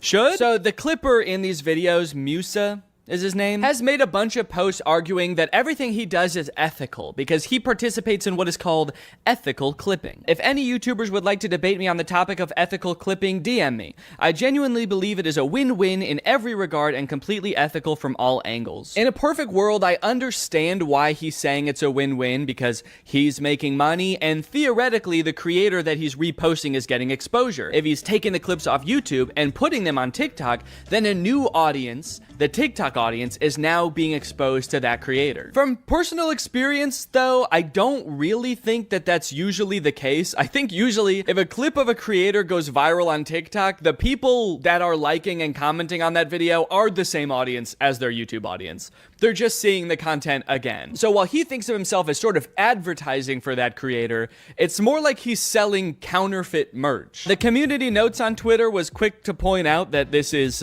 intellectual property theft. And so this whole operation is not so much a career as it is a crime. From what I can tell, this doesn't really make a huge difference either way. I more so have a problem with how lazy a form of content creation this is. But I think the weirdest example of this has gotta be Jason Derulo. Yeah, like from the song. Jason Derulo. About a year ago, I learned from a Jax Films video that Jason Derulo is a rampant content thief. This is not a joke. All he does on his YouTube channel is like make a face at other people's TikToks while blasting his own music over it. But here's where it gets kooky. As I was editing this video, I noticed something strange. So I took some of his videos and played them side by side and confirmed that yes, Jason Derulo 100% reuses his own footage across multiple videos. Not only is he doing the laziest form of reaction content, which in and of itself is the laziest form of content, he's not even filming a unique reaction to every video. I don't like this at all, man. I don't like that he's edited into the corner, like he's not reacting to the video you're watching. This looks like I'm scrolling on TikTok while FaceTiming Jason Derulo. And he's smiling into the camera like, man, I can't see what you're watching, but I'm just happy that you're happy. And also my song is playing. I like that. In a way, this is kind of the visual equivalent to him singing his own name at the beginning of every song. It's like, okay, I like this video, and to be fair, since he got called out for this, he has stopped doing this. He no longer appears in the videos. He still does continually post other people's TikToks with his own music playing, but it seems like he is at least now getting permission to do it. So now it's just sort of a marketing tactic that, I'll be honest, is kind of smart. If he's worked out some kind of agreement with these creators where he's paying them, or he's got permission to post and he can just slap his own music on these TikToks that are guaranteed to go viral, it's a decent marketing strategy. Then again, maybe an even better way to get people to listen to his music would be to make better music. Let's go! That's a zinger, baby! Add another zinger to the zinger counter. I still got it. I still got it. Danny still got it. Okay, the end. Okay, so sure, that's bad, copying from other content creators, but what if we don't copy from another human being? What if we copy from a computer? Well, that sounds to me like it would make some pretty good content. We should make kids watch it. Take it away, Danny. Oh, sorry, Regular Danny couldn't be here, so he sent me instead. I'm AI Danny. I'm an AI version of Danny, so I'm pretty much exactly the same as him in every way, except I don't have a soul. So it technically wouldn't be immoral to murder me. Real Danny wanted me to start this video off by showing you a video that he apparently made for his son. He made him a little kids animation. This took a ton of hours of painstaking hand animation. He produced the song himself, and so he just wanted to share this with you guys to start off. Are you ready? Let's go. First up, the apple orchard. This is Annie the apple. You guys like it? All right, I tricked you guys. Regular Danny didn't really make that video. It was actually written and created totally by AI. Isn't that hard to believe? What you just watched was the end product of a tutorial that there's a bunch of on YouTube right now. Create faceless kids animation YouTube educational videos in minutes with Canva and AI. How I make faceless kids songs using AI in under 20 minutes. I love how all the titles emphasize faceless. For a kids animation song, that feels like it goes without saying. Like in this tutorial, she's making a song about animated dogs, little corgis up on the couch. Are there methods of doing this where I might accidentally show up in the video? 3 little dogs sitting on the couch. Here is the guy who made this video. Hello kids, I'm trapped in the computer. Please let me out, it hurts so bad. Wiggle, waggle, wiggle, waggle, here I come. In this method, she uses AI for pretty much everything except the animating of the dog. But literally everything, even from coming up with the original idea for the song, she does with AI. Give me 10 song ideas for kids songs. It gives us the idea. It says a song that teaches kids about colors using the metaphor of a rainbow. The metaphor of a rainbow? I don't think you have to use a metaphor for that one. I don't know if you know this, but rainbows actually have colors. Like a lot of them. So now the next thing you need to do is generate the song. So in order to do this, you need to grab your instruments and the choir, get your mic ready. Hold on, don't click up. I'm just kidding. You don't need to do that. We'll copy this spot, which is the idea of the song, and then you'd paste it in. And then the other thing you need to do is describe the vibe and the genre of the song. So in order to do this, you'll come back to ChatGPT. So this process is really awesome for me personally because as you guys know, I'm really passionate about creating kids songs, but I just don't want to have to learn how to come up with the ideas or write the songs or make them. Would you guys say this is a good career fit for me? Take a listen to the first one. There's one little puppy sitting on the couch. Wiggle, waggle, wiggle, waggle, here I come. Okay, yeah, that sounds great. So she typed in something like a counting song about puppies sung by a ghost. Kids love that. Kids love ghost voices. Ooh, it has a little bit to it. Ooh, it's got a little beat to it. Just makes you want to dance. I were a kid and I heard this, I would so be dancing to it. Like, me too. The beat is so good. The voice is clear. If this is the one she's showing because the voice is so clear. The voice is clear. What are all the other ones that she skipped past showing us? What do those sound like? I could goof on these AI songs and how bad they are until the cows come home or until there's 5 dogs on the couch. But as I feel like we keep hearing time and time again, this technology is only getting better, and someday this AI might be able to generate a song that's totally indistinguishable from one made by a very stupid person. But even if you're like totally on the side that like AI art is just as much of art as human art and it doesn't totally destroy the point of art, we can still all agree it's not there yet, right? We can all agree that wasn't good music, right? Wiggle, waggle, wiggle, waggle. It sucks because, like, what if someday it is really good at it? What am I gonna say? Like, no, don't use this shortcut to make a song in 20 minutes for $0 that a human probably would have had to spend like a day on and maybe work with a music producer, which is expensive. But what I will say is that not only are you probably doing a disservice to the poor kids who are left alone long enough to fall down this weird rabbit hole of content that you make, you're also doing yourself a disservice. If you're an entrepreneur and you're looking for ways to make money for little effort and you pick this, which is basically just clicking buttons on a computer, essentially just helping a computer do its job, someday the computer's not going to need you anymore. So you can keep looking for new ways to, make money from home with 0 effort and gaming the system, or you can realize that maybe not everything is about making as much money as possible for as little effort as possible. Maybe you should pick something that makes money and you like, and you find fulfillment from. Also, and no one's gonna watch any of these videos. This is Annie the apple. None of these videos that these people make in these tutorials are gonna get any views. Kids content is so oversaturated on YouTube because everyone thinks they can make billions of dollars by making kids content. And the stuff that is getting views probably doesn't sound like it was sung by a voice that came to me in a dream. A lot of times I feel like the people who make these tutorials usually make more money off of the tutorials than the thing that is supposed to be making you money. And now that everybody knows how to do this and it's accessible, it's gonna become even more oversaturated. Hi, I am an orange. O-R-A-N-G-E spells orange. Hi, can you guess what fruit I am? Apple! Apple! How can we copyright the song we created? You didn't create... What? You'll notice in this video a lot of the lazy content that I'm talking about, in fact, pretty much all of it, is geared primarily towards kids. That's a bit of a disturbing trend I've noticed. Why is it that the laziest people try to make content for kids? Is it because they know kids are a little bit dumb and will watch anything and are easily tricked? Yeah, it probably is. I'm not gonna give you time to think about it. It is. It's just slop. It's so lazy. And I hope the people who are doing this realize that soon. Realize that people don't want to watch these videos, because I can't imagine any of it is doing well. And I also hope that you realize that today's sponsor, Rocket Money, has helped save its customers up to $740 a year when they use all the features, with over $500 million in canceled subscriptions. Have you ever forgot that you were paying a subscription fee for a service that you don't use anymore? That's happened to me more times than I care to admit. I'm always signing up for subscription services for like new editing software or different tools and plugins, and I don't know why I'm like addicted to it. I'm just kind of addicted to the thrill of paying $30 a month to do something that sure I could have done in Final Cut Pro but would have taken a couple extra steps. But luckily today's sponsor, Rocket Money, is here to help me and you, and also real Danny. That's right, I'm still AI Danny. I didn't forget that. Rocket Money is a personal finance app that helps you cancel subscriptions, lower bills, and manage your own money better. I've used Rocket Money to help me cancel several subscriptions, most recently this suite of plugins in Final Cut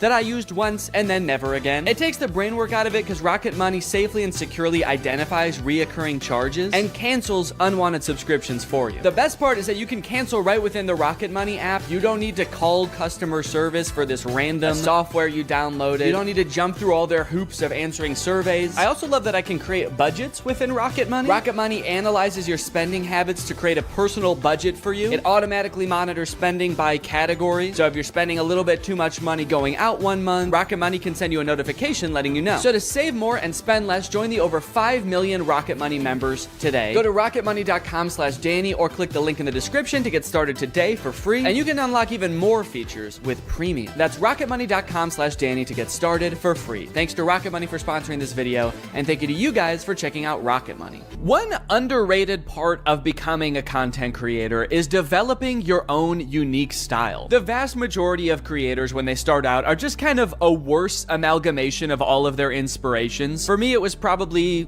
The Lonely Island and Jake and Amir with some Bo Burnham mixed in there. But over time, you start to make certain creative choices that distinguish you. Types of music that you choose for your video, the way you tell jokes, the name of your fan base, maybe even your thumbnails have a distinct look to them. I love it when creators take another step in developing their own personal style.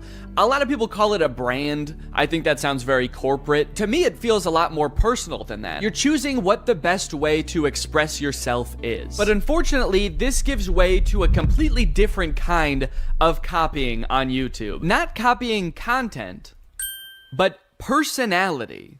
What's up, goobers? The YouTubers stealing other YouTubers' personality situation is crazy. It's crazier than a gopher going up my butthole and coming out of my mouth. To start off this discussion and kind of illustrate what I'm talking about, I'm gonna give kind of a niche example, but this is a song called Deep Space Samurai.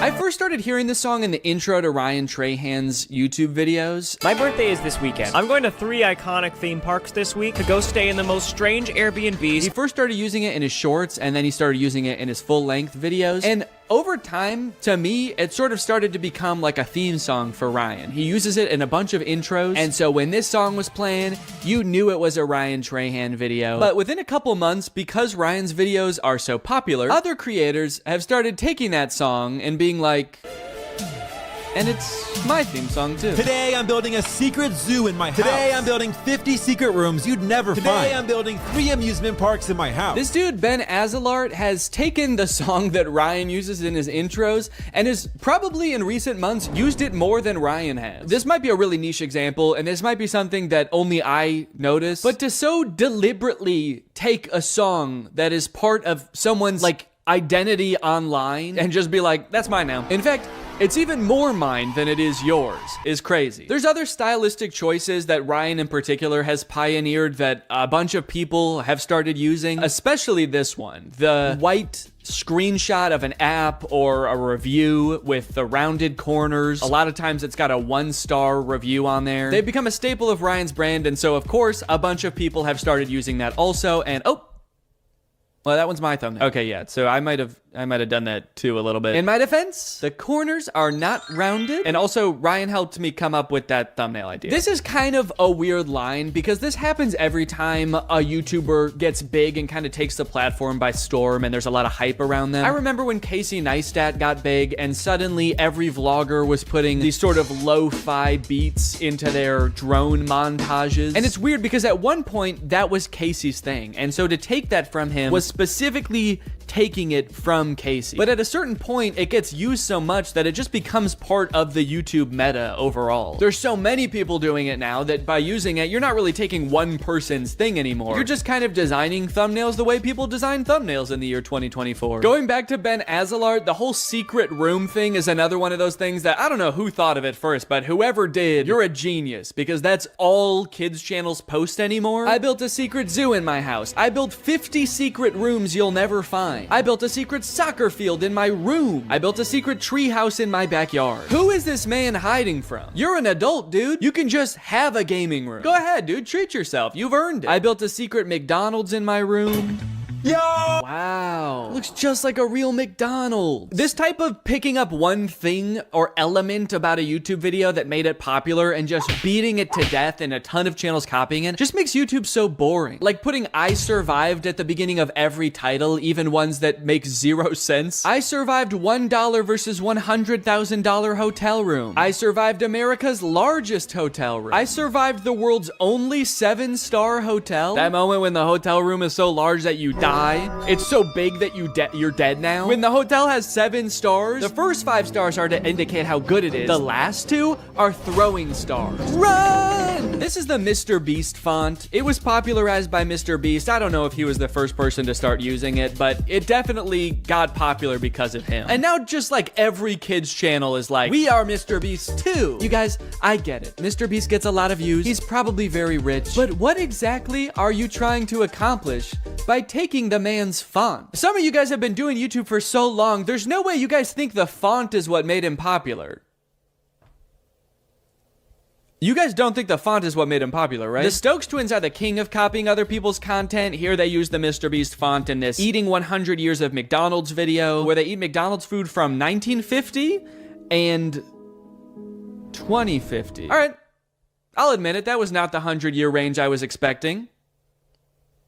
You guys know what year it is, right? The Stokes twins have gained 90 million followers by basically copying everybody's ideas and trying to be Mr. Beast clones. Mr. Beast's channel banner says subscribe for a cookie. And the Stokes twins channel banner says subscribe equals cookie. Stokes twins, do you think that that is why Mr. Beast has as many subscribers as he does? Because he promised cookies? I think a lot of this comes down to blatant and shameless stealing. Some of it might come down to what Little Joel calls in a video algorithm folklore. What interests me is this one particular moment where Ludwig says this about uploading YouTube videos. One quick key, by the way, if you guys are ever uploading videos, they'll use whatever the video's file name is for the algorithm. I have heard this claim a million times. I heard it when I was just getting my YouTube channel started. And what's odd about it is that there's never been any evidence at all that this is the case. Because so many YouTubers see the algorithm as this like weird entity that works in mysterious ways, it does seem like it could be possible for creators to believe that the font you pick in the thumbnail really matters because the algorithm algorithm uses it to sort your videos. Or maybe putting "I survived" at the beginning of a title of a video of you having like the best day of your life helps trick the algorithm into thinking that you are Mr. Beast. And for people whose entire livelihoods is YouTube, and maybe they have a ton of employees, and so every video has to be a banger, otherwise you have to let people go, maybe you're more likely to cling on to some old wives' tales of YouTube. Or maybe it's just blatant stealing. Maybe they just want to confuse viewers into thinking that they are the person they're stealing from, a la ratatouille. This type of thing always happens on YouTube and probably will always happen. And my biggest gripe with it is it just makes YouTube so boring, you know? Boring,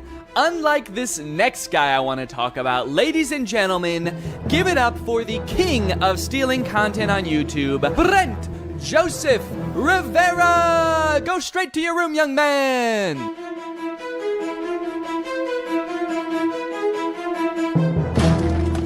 I don't have any hope. Come on, I'm dead. I'm watching TV. What's up, guys? I'm recording this part of the video from the secret gaming room I built in the White House. It's very possible you've seen videos about Brent Rivera stealing content before. He's been doing it for years, and I think he's the final boss of content theft for 2 reasons. Number 1, the way he steals the vast majority of the time is just pure plagiarism. It's not like he's re-uploading other people's content. He's using other people's ideas, but pretending like they were his ideas. And 2, longevity. Brent has been making content since Vine. I really feel like he should know how to come up with his own ideas by now. Like I said, we all start out taking inspiration from other people, but like, I think you've been doing it long enough where you don't have any more excuses, Brent. You gotta kind of learn how to make videos on your own. And it actually is strange because he copies from other creators a lot, but sometimes he does come up with his own videos and makes original thumbnails, and they do decently well. So why does Brent still resort to stealing so often? Does he just do it for fun at this point? Like for old time's sake? In a way, he's kind of like the Hamburglar of YouTube. He's like, I just am a thief. I don't know what you want me to do. It's part of my identity. I could choose not to dress like a burglar and wear a little burglar mask, but I prefer people know. Oh, you want me to change? You want me to stop being a burglar? It's my fucking name. Why didn't you tell Ronald McDonald to stop being a clown? Or Grimace to stop having a big juicy purple ass? That's right, you wouldn't. Brent practices a strategy on YouTube that unfortunately is pretty popular right now, where creators will scour other YouTubers' pages for their most popular videos and then just remake them. Same title, same thumbnail, nothing changed. This method, unfortunately, does work really well. One time Brent copied my friend Eddie's thumbnail down to almost every detail, except he just changed what kind of restaurant he was going to. This is a weird example because it's literally the same thumbnail, but he did change it technically. While Eddie's video asks, what toll will it take on me to eat at the same kids' restaurant in different locations over and over for weeks? Brent's video asks, how sick would it be if I ate a bunch of really good food? I'm going to every single Gordon Ramsay restaurant in America. The answer will shock you. First impressions, this restaurant is sick. Wait, that didn't shock me. That's exactly what I thought was gonna happen. It's sick. Hi, Brent. Hi, Drew. It's Gordon. Oh, there's no way that's you. Of course it's me. That's why I'm FaceTiming you live. Listen. Why did he say it like that? Now I feel like he's not FaceTiming them live. Now, to be fair to Brent, he actually did credit Eddie in the description for using a similar thumbnail to him, but then he deleted that credit and changed the thumbnail to be copying this YouTuber instead. Brent, what's going on, man? Are you okay? He's like on a mission to copy as many YouTubers as possible. He can't even copy one YouTuber per video anymore. Now, while his thumbnail stealing is pretty bad, to give him credit, the actual videos themselves are usually pretty different. They're mostly just scripted sketches like this video, I expose the world's most evil teacher. This thumbnail is copied from a Rebecca Zamolo video, and in her video, Rebecca is testing 1-star teachers to make sure they never teach preschool to her daughter. Today we're exposing the worst rated teachers. Zadie is going to be going to preschool soon, and we cannot let her get taught by any of these horrible teachers. Still don't really know how that works exactly, but Brent's video is about a principal of a middle school who tells Brent that if he can spend the entire day with the world's strictest teacher, then he can become principal for a day. Last week, the principal of the world's strictest school proposed a bet that if I spent a full day with the world's strictest teacher, he would let me be principal for an entire day at Iron Will Academy. I don't know why the principal is making this offer to Brent, a man in his 20s with none of the relevant training. Perhaps more concerning though, I don't know why Brent is so eager and determined to become principal of a random middle school. I don't know about you guys, but I'm scared to find out. About Good what? morning, Stop! it. This is the last person I want to see on my weekend. The last person you want to see on your weekend is the principal of a middle school you don't go to? Guys, you're all adults. He has no power over you in this circumstance. Just tell him to fuck off. Do it. Tell the principal to fuck off. In this kid's video, tell him to fuck off. So they end up spending the day with this strict teacher, and sure, she's like mean to them, but honestly, I would be too. I wouldn't want these 3 strange boys becoming principal either. Ow! What? Oh my gosh! Why are you slapping me in the face with a hot dog? Because it's funny. What? Even the kids hate Brent and his friends in this video. They cheer when they get punished. One of the kids tries to beat the shit out of them. They're like, yeah, our teacher might have been bad, but at least she is a teacher. You guys are just 3 weirdos. I think we have to kill you. What do you do with Miss Harshman's water bottle? Oh, I filled it up with toilet water. Bro, wait, that's actually a really funny idea. This water tastes like... I don't know what their goal was with that. They're supposed to get through the entire day without getting in trouble. And they're like, well, maybe if we try to poison the teacher, she'll be so dead that she can't snitch on us. It's the perfect crime. So strange plot and bad morals aside, it is just a scripted kids video. They're decently well produced for a YouTube video. I mean, Brent hired actors, rented a location for this. Outside of the content theft, Brent truly is working hard to make the world a different place. On TikTok, on the other hand, he actually does just steal videos completely, word for word, shot for shot, no credit given the vast majority of the time. But actually, the most confusing example I've seen of Brent stealing content, and the one that has stuck with me the most for whatever reason, is his music. Brent occasionally posts comedic music videos, and I guess I have the assumption that when a YouTuber starts releasing music, it's kind of like a passion project for them. You know, maybe your regular videos have become too much of a full-time job when they used to be a hobby, so you start exploring new creative outlets where you can let your real creative spirit shine. Not Brent. This is Brent's music video for Doing It Wrong, a song about that uncomfortable feeling when things are just a little bit off, like uneven hoodie strings, or eating bubble tape like this, or uneven pizza slices. And this is Red and Link's music video for My OCD, which is about that uncomfortable feeling when things are just a little bit off, like uneven hoodie strings, eating bubble tape like this, or all these other jokes Brent copied. It's my OCD, it's just my OCD. I was honestly very shocked when I realized this. I found it from this Reddit thread that basically accuses Brent of stealing their song. Red and Link's song is their most viewed video on their main channel. It's probably up there with some of the most crowning achievements of their career. The song has 62 million views, and then here comes Brent to steal it joke for joke, even including a sketch at the beginning that's super similar. Red and Link starts with this kind of like psychological evaluation sketch, and Brent starts with him talking to a psychologist. Brent even went out of his way to almost word for word copy a disclaimer that Rhett and Link put in their description. Note, we understand OCD is an important mental disorder that significantly affects the lives of millions of people. Brent's reads,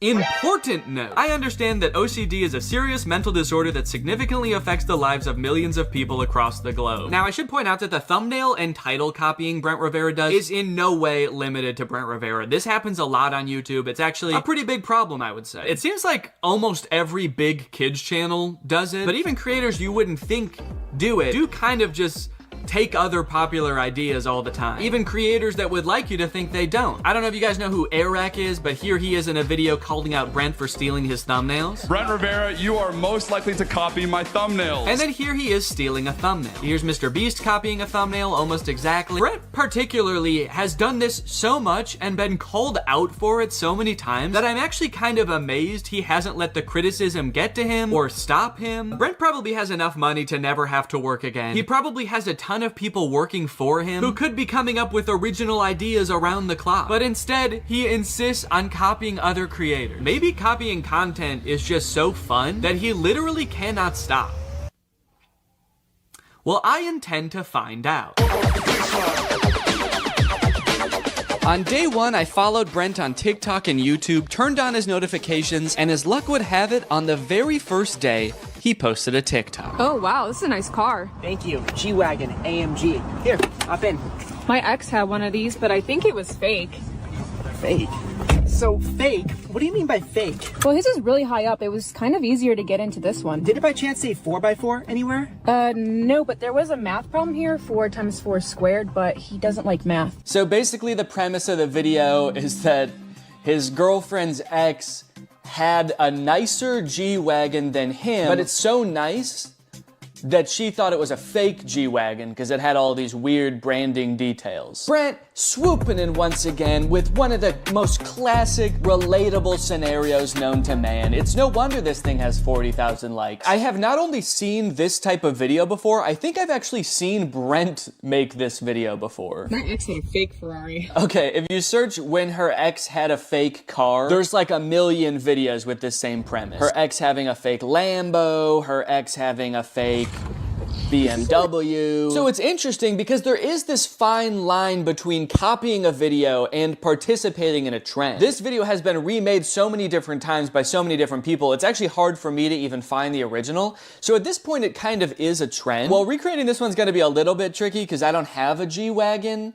And also, I can't rent cars from Turo anymore because I got banned after my Cybertruck review. That's real. I'm not allowed to rent cars on Turo anymore because I think I made fun of the Cybertruck too bad. So I'm gonna have to come up with a bit of a workaround for this. So I recruited Eddie, who happened to be in town, to be the voice behind the camera, and away we went. You ready to film a TikTok, Eddie? I love it. I love making TikToks. I love posting to social media. I love making Instagram Reels. I wanted to be as true to Brent's original TikTok as possible, but due to circumstances, we did have to make some compromises. Like, Eddie couldn't really pretend to be my girlfriend, so he was just my friend, whose other friend has a nicer car, and instead of a G-Wagon, I used Laura's Audi. But overall, I think we pretty much crushed it. We even added in a sort of twist ending, and bada bing.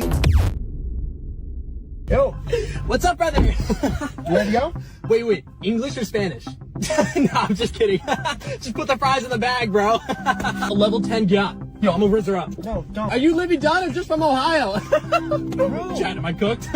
Never mind, sorry. What's up, brother? Oh, dude, look, a level 10 baddie. You think I have a chance? That's why I'm the Rizzler. That's why I'm wanted for murder. Skibbity toilet Riz. Grimace shake.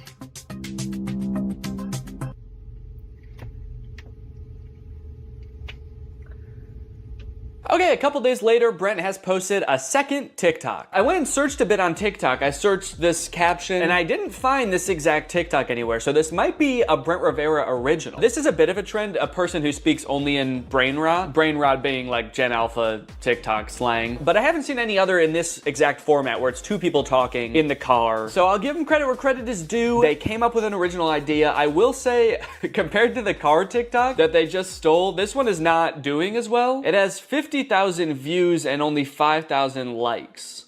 I was not thrilled to replicate this one. It was a little bit tough to get through. Not that the TikTok's like that bad. I actually thought that this dude Dom did a pretty good job. His delivery on some of the lines is pretty funny, like when he says, "Chat, am I cooked?" after trying to hit on a girl. Chat, am I cooked? I thought that was kind of funny. It didn't feel like a video I would make, so it just felt very unnatural to me. But anyway, let's go ahead and post it. So if Brent took inspiration from a different TikTok, it probably had like millions of likes. And then if Brent's ripoff of that got 5,000.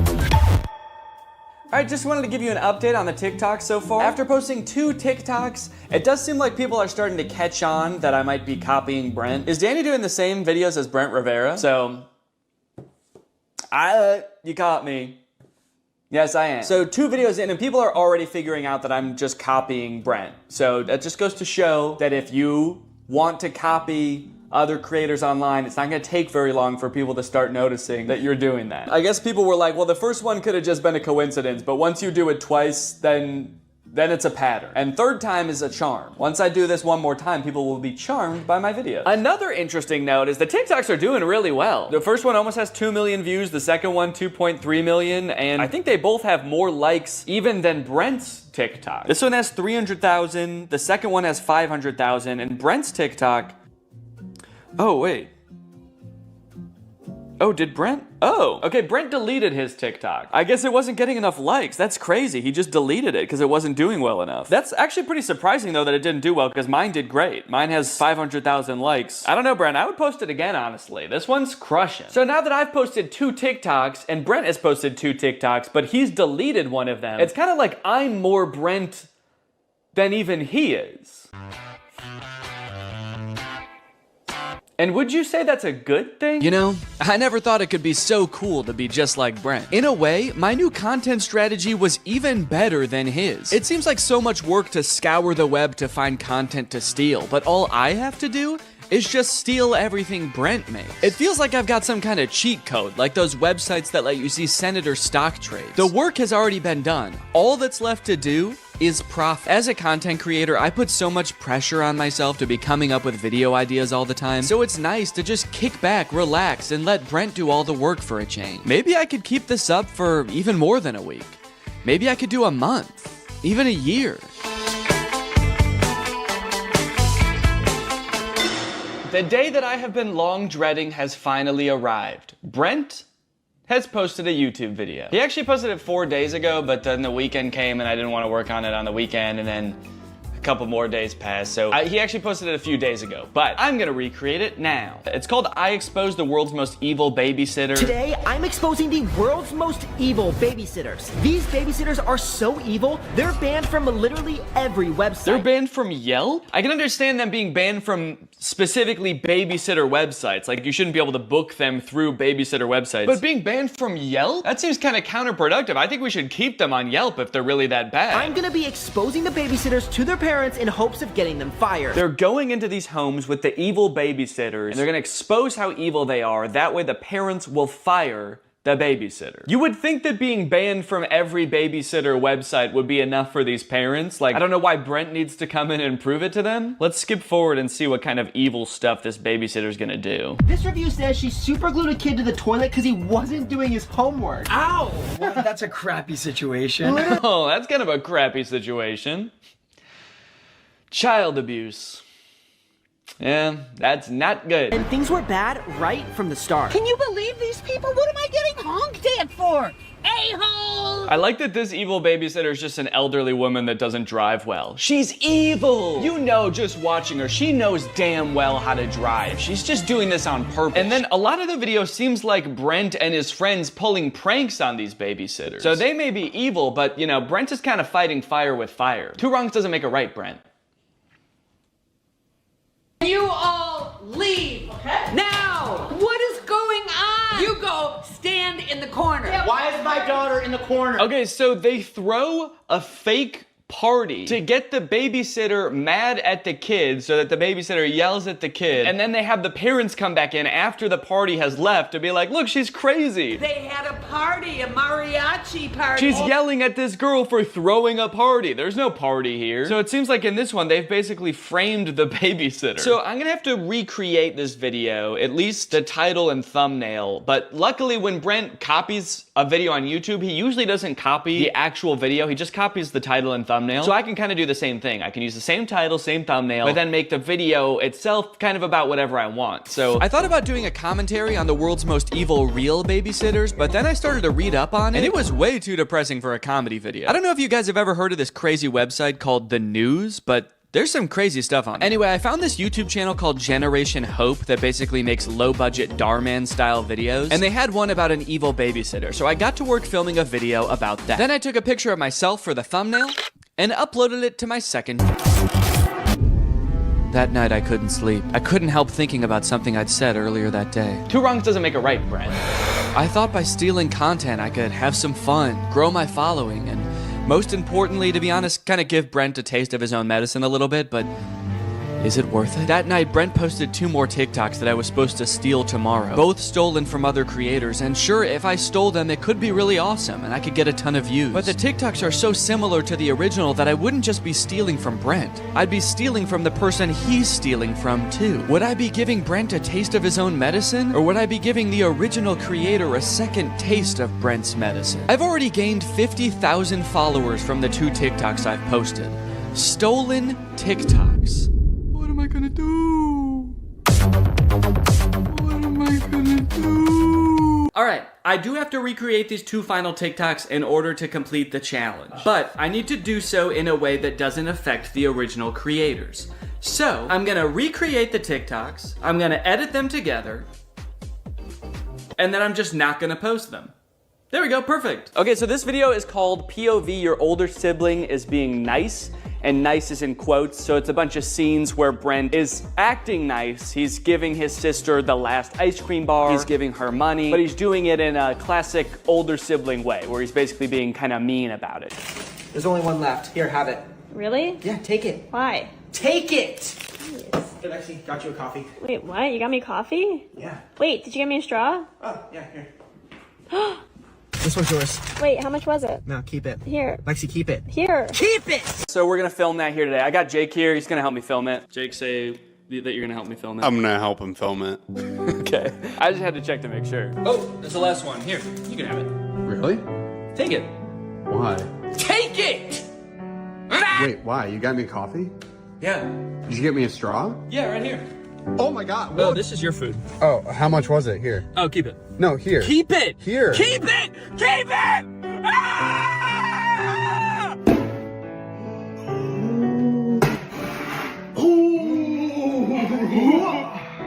You missed?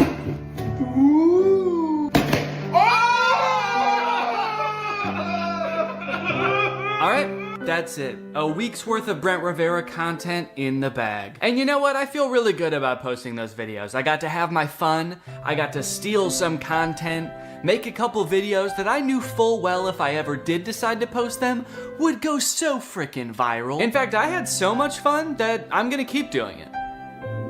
Forever. Every time Brent posts anything online from now until forever, I am going to recreate it word for word, shot for shot, and then I'm just gonna hold on to it. So Brent, next time you steal some content, just remember, bro, I'm gonna be in my own house by myself, stealing it too. So if you're ever feeling alone, just remember that. Brent, if you're watching this and you somehow made it this far into the video, I could understand seeing all these people criticize you and having the mentality that these people are just haters, these people are just jealous. But look, man, I don't hate you. I understand you're just making videos on the internet. It probably doesn't seem like the biggest deal in the world to copy other people. Do I think you're an irredeemable person or even like the most evil person on YouTube? No, of course not. Do I think that you frequently make shady decisions to further your career? Yeah. We're both successful creators and we've both been doing this for long enough that we should be driving forces of creativity on this platform, or at the very least not using other smaller creators as rungs on a ladder to advance your own career. Maybe you don't particularly care about getting respect from other creators and literally the only thing that you're prioritizing is your bottom line. Or maybe you feel like you're making a difference in the lives of the kids who watch your videos, and so in your mind that justifies being able to do whatever to get to that position. From watching your videos, I do get the sense that you have a good time making them. I feel like if I was you, my favorite part of the job would be like getting on camera with your friends and goofing around. You probably like the parts of your job where you're coming up with funny ideas of what to do in your sketches. And I honestly would have no problem with your content if you just focused on doing that. I can tell you from experience, and I know a lot of other YouTubers feel the same way, that the more you try to exploit the algorithm or trick the system into gaining followers, like this game of copying other popular ideas, the more soul-sucking and draining this job becomes. So if you're in it because you like goofing around or you like making an impact on kids' lives, focus on that. That's awesome. I saw that TikTok someone made about you recently that you responded to, saying that your job is like their nightmare job, making content that's relatable to middle schoolers or high schoolers. And you responded with a bunch of TikToks basically saying that, you know, you make an impact on a lot of kids' lives. It did seem like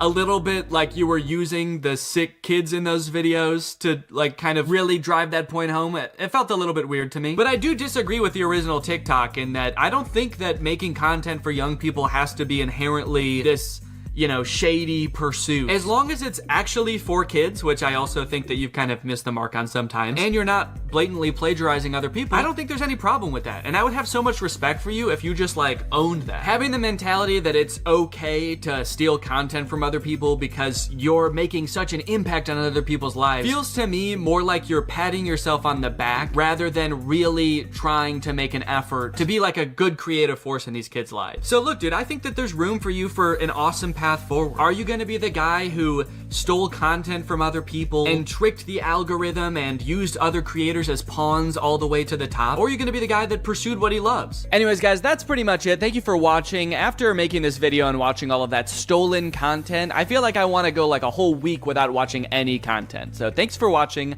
Bye-bye. What's up, Greg, and welcome back to another episode of Please Stop Trying to Give Birth at Disneyland.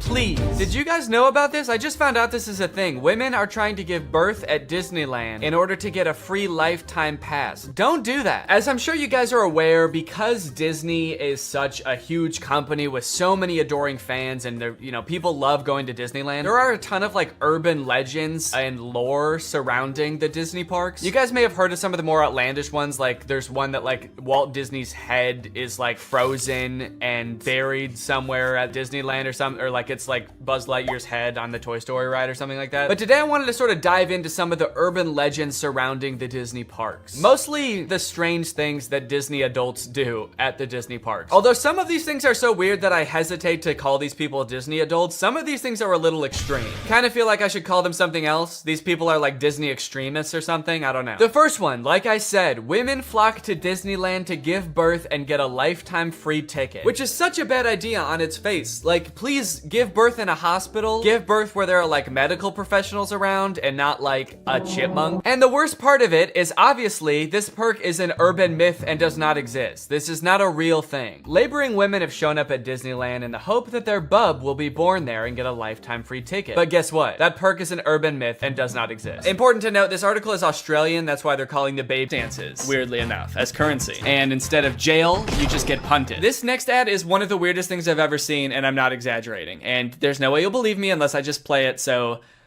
here you go.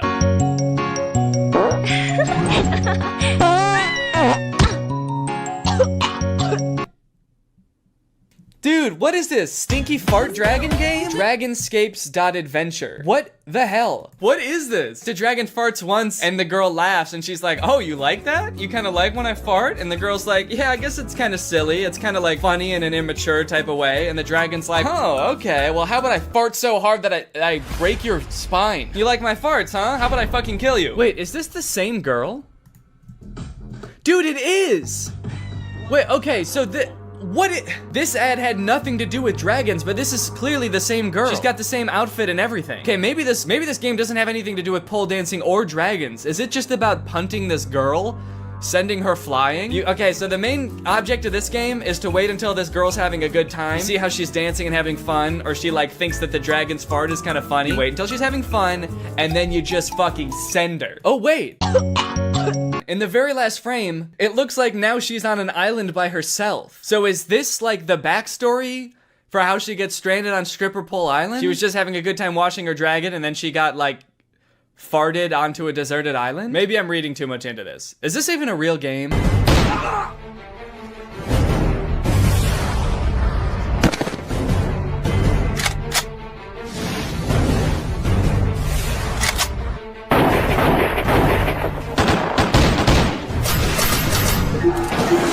Wow, that game looks pretty cringe. That game looks so weird. Who would download that? I mean, what do? You're in like colonial times and you form an army of dudes wearing only boxer briefs that can like form together into these sick big weapons, and then you like fight off these other armies? That's crazy. Crazy bad. That looks like a bad game. What is this game even called? Something dumb, probably. What is it? Guns of Glory? That's crazy, man. I would never want to even look at a game like that now that I know the name of it. Oh, look, this looks like one of those like episode type games, like a choose your adventure type thing. She says my fantasy ... and I guess you get to pick. Her two options are Spank Me Master or Spank My Ass Master. Is there a difference? Spank my ass, master. Now spank me, master. Anyways, guys, I think that's enough bedads for now. Now it's time for a good ad. Thanks to our sponsor, Sleeper. You guys, let me tell you about today's sponsor, Sleeper. Sleeper is a fantasy sports platform. It's an app that's available on the App Store and the Google Play Store, but it's not just any fantasy platform, it's the best fantasy platform for all of your fantasy football, basketball, and for gamers like me, it's even got esports. The reason I think Sleeper is the best fantasy platform out there is because they've got personality, dude. I mean, look at this app. It's got a sleek, modern design. It's got a beautiful UI, very clean, laid out just right. They've got all the features you're used to in fantasy apps and more. They've got social features like voice and text chat, which means leagues that use Sleeper have more fun. They chat more, they react to moves that happen all season long, and it all comes with 0 ads. If you don't have a group of friends to play with, that's fine, because Sleeper just released a matchmaking feature that will help you find the league that's right for you. So if you and your friends want to take your fantasy sports league to the next level, then download Sleeper in the App Store or Google Play. The link will be in the description. Thank you to Sleeper for sponsoring this video, and thank you to you guys for checking out Sleeper. All right, well, thank you guys for watching this video. I hope you enjoyed it. If you're new here and you're not subscribed yet, make sure you subscribe and turn on my notifications to join Greg. We're basically the fastest growing army on YouTube. Please do not look that up, but it is true. All right, well, thanks again for watching, and I hope you guys have a nice rest of your day, and I'll see you next time. Bye. This video is over now.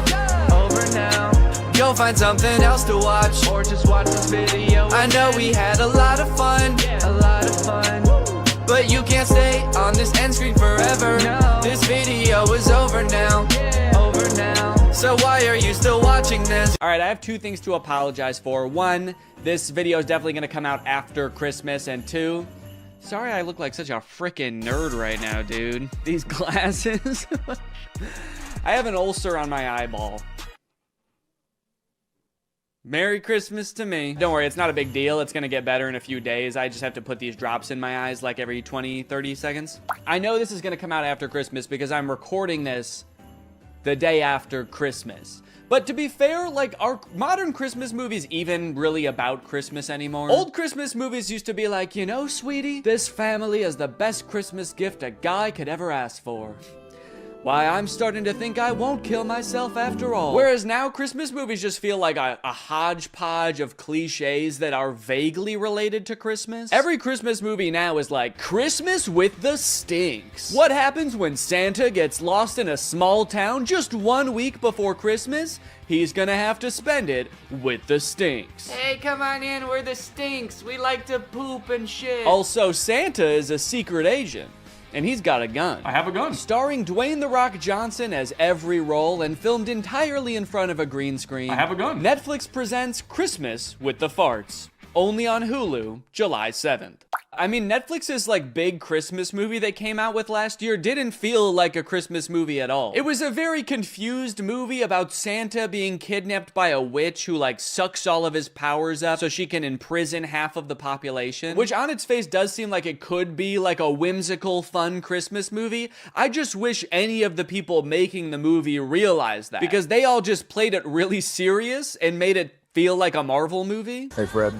Got a 5'11" male grown-up hovering by the scented candles. Keep an eye out. Yeah, we got a guy maybe stealing 1 candle. Can we get somebody to take him in the back and kick his ribs in? Also, Santa appears to have some kind of deal with the US military. They like escort him around with fighter jets. What does the US military get from this deal? Santa, are you making them bombs? I also feel like this movie does this thing that a lot of Christmas movies do now, where because Santa's whole operation is basically impossible, basically, not, you know, I still believe in Santa. They try to come up with lore that explains it and makes it seem more believable. So like in this movie, instead of Santa's village just being like a dozen elves helping him, it's like an entire city. It's a metropolis. Yeah. Now that actually makes it make less sense. It actually made more sense when it was just magic. Thank you though. Anyway, I don't really want to spend too long talking about that movie because it's pretty boring. And I also want to talk about the movies that I actually want to talk about. Dear Santa and A Very Jonas Christmas. Dear Santa also came out last year, and the premise, if you can believe it, is that a little boy writes a letter to Santa, but he is dyslexic, so he accidentally addresses it to Satan. And then Satan shows up. And it turns out he's the guy from the Minecraft movie. Yeah, very different kind of idea for a Christmas movie, but in their defense, at least they made him terrifying. Yeah, I don't know what kind of processing they did on Jack Black's face, but he looks very uncanny. I mean, he looks like a video game character. To the point where, like, he might be completely CGI. I don't know if Jack Black knows he's in this movie. And I think that this right here is what might have given me that eyeball ulcer. Young kid writes a letter to Santa, but he misspells it and it goes to Satan. So Satan, played by Jack Black, shows up at Christmas time and comedy ensues. Why did they put Jack Black in quotes? Played by Jack Black. Does Jack Black know he's in this movie? That's why Jack Black is in this movie that we made about Satan. On all accounts, this movie makes zero sense. I don't know why they made this. A child being haunted by the Lord of Darkness should be the plot of like a horror movie. Is he gonna be like his friend? Are they gonna hang out? Is this gonna be like Gooby but with an evil monster? They already made that movie. It's called Gooby. Now, going into this movie for the first time, I knew two things about it. One, that Jack Black plays Satan. And two, that something happens at the end of this movie that is in very poor taste. I was very curious to see what that was, but as the movie progressed, I honestly had a hard time seeing how that could possibly be. I mean, after all, there's so much insane shit in this movie, how could there possibly just be one thing? So most of this movie revolves around Satan trying to get this little child Liam to fulfill a deal in which Liam gets 3 wishes, and Satan gets his soul for eternity, and Liam goes to, and excuse my language here, hell. And in fact, he does eventually fulfill the deal, which leads to this very confusing montage. What? Why so blue? Why so blue? I just sold my soul to the devil. I'm sorry, I'm having a little trouble seeing why him selling his soul to Satan made him cool suddenly. Damn, look at that kid. He's so cool. What's his secret? I'm going to hell. I'm going to hell. So like, does that lead to the poor taste ending? Is it Liam's parents' marriage falling apart? Is it Liam trying to use Satan to get his crush to fall in love with him? Is it this kid's teeth? Is it him wishing Satan would resurrect his brother from the dead and it happening? Oh, yep, that's it. It's that. We wanted to make sure that it didn't get too dark. It didn't become a horror movie or anything like that. I don't know, guys. I think you made it too dark. We wanted to tell a nice Christmas story. Yep. It's nothing like Satan resurrecting a little boy from the dead to make you forget this movie had anything to do with Christmas. Also, like a third of this movie revolves around Liam going to a Post Malone concert to impress his crush. And of course, Satan puts a spell over Post Malone to make him think that he's best friends with Liam. And when I was watching this, I was like, okay, so they must have just like repurposed all of this Post Malone concert footage from an actual Post Malone concert, right? Oh no. No, there's Liam dancing up on stage with him. Damn. They really threw a whole Post Malone concert for this weird ass movie. That's crazy. And I wanted to bring up probably the most important man to my career and the inspiration for my music. I am happy for Liam, but I'm concerned for Post Malone here. Bringing a 10-year-old on stage and being like, this little boy is my muse. He's everything to me. It's definitely gonna put a weird stain on his career. Everyone in the crowd is like, yo, this Liam dude sounds awesome. Post Malone has lost his mind, but this Liam kid can dance. Hey guys, it's me, Santa. I probably look a little bit different than you're used to, huh? Probably expecting a guy in a big red coat with a white beard, huh? Well, this is what I actually look like. All that stuff about rosy cheeks and a big white beard is all made up. Coca-Cola made that up in the 80s. I have always looked like this. Anyways, guys, I was just popping in here to thank SoFi for sponsoring this portion of the video. As we all know, one of the simplest and most powerful ways to build wealth is actually by earning interest on your money. Making your money work for you. Just like I make the goblins work for me. Like, that's right, the elves are another thing Coca-Cola made up. They're actually goblins, and sometimes I also hire ghosts.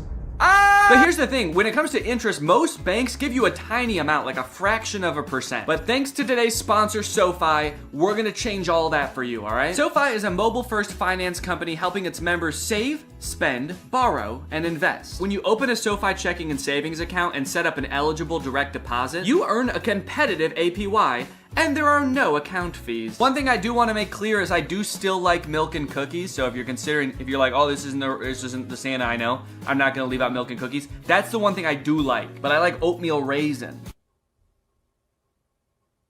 I'm an oatmeal raisin guy. That means your money's not just sitting there, it's working. Every dollar you earn in interest can earn more dollars in interest. Over time, that's gonna really add up. You'll even get paid up to 2 days early with direct deposit. And you can access additional FDIC insurance up to $3 million on deposits through a seamless network of participating banks. For a limited time, when you open a new high-yield savings account, you can get up to a $300 cash bonus and a 0.7% boost on your savings APY with eligible direct deposit. Terms apply. So start putting your money to work like I put those geese to work pulling my sleigh through the air. That's right, reindeer can't fly.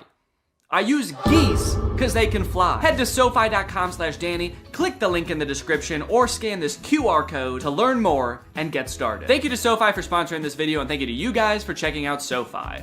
Merry Christmas! I just laugh like that.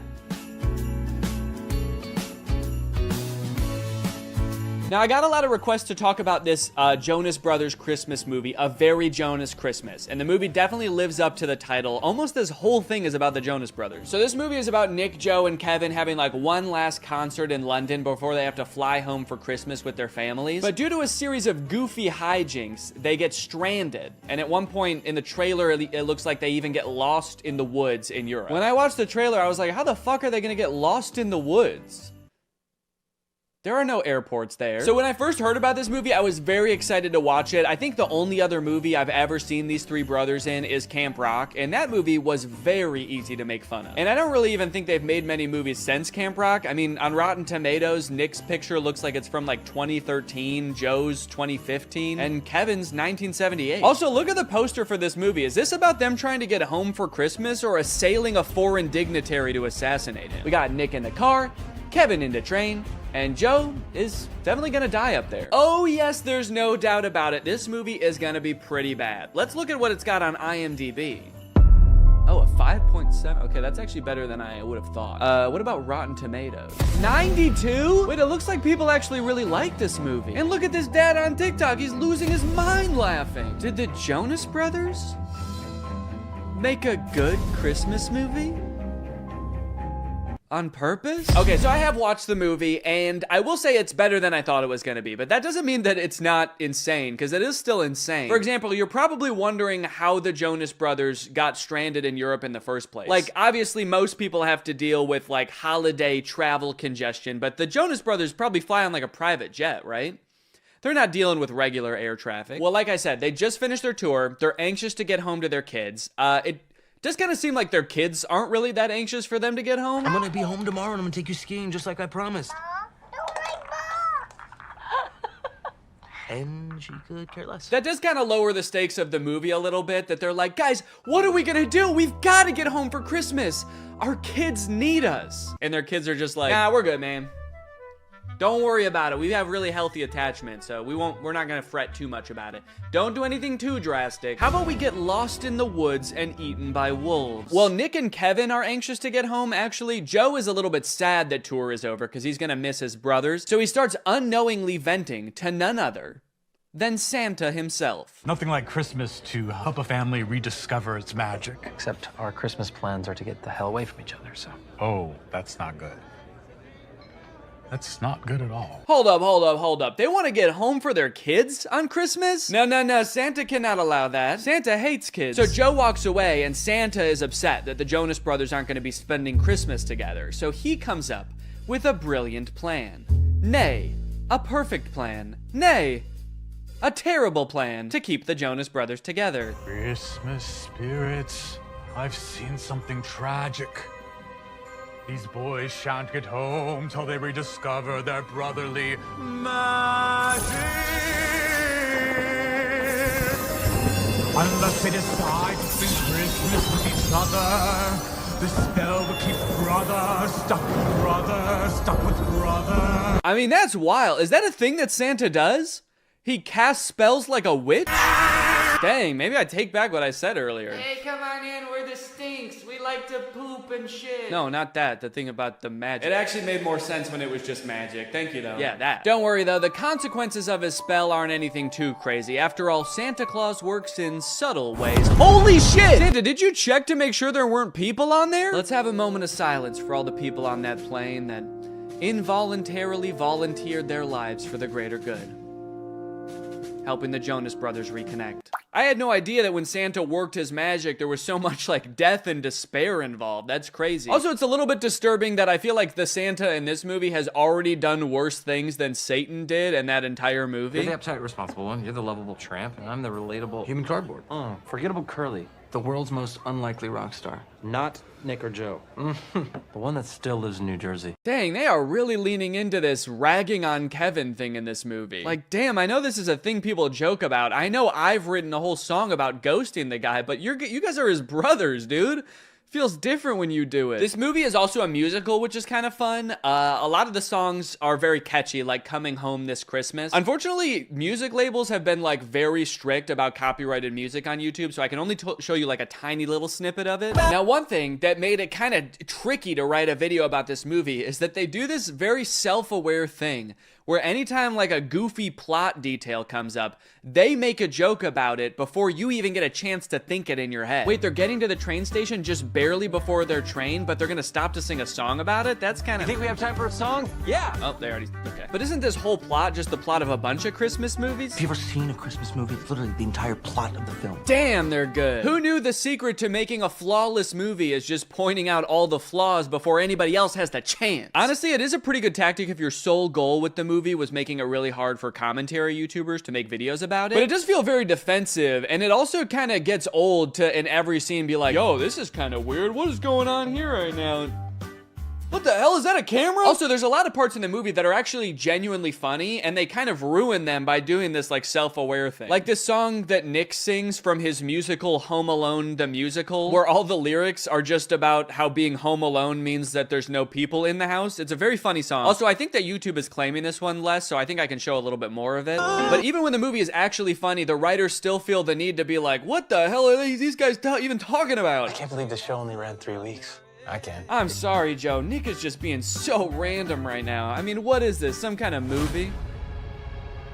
On Disney Plus, perhaps? Another downfall of this movie is that it really hinges on you knowing a lot about the Jonas Brothers. I mean, they weren't kidding with that title, dude. This is a very Jonas Christmas. Ideally, they want you to know, like, details about the Jonas Brothers' personal lives that I just am not in tune with. So I felt like I kept missing references. Like, apparently Joe has a line of candles. I know what you need.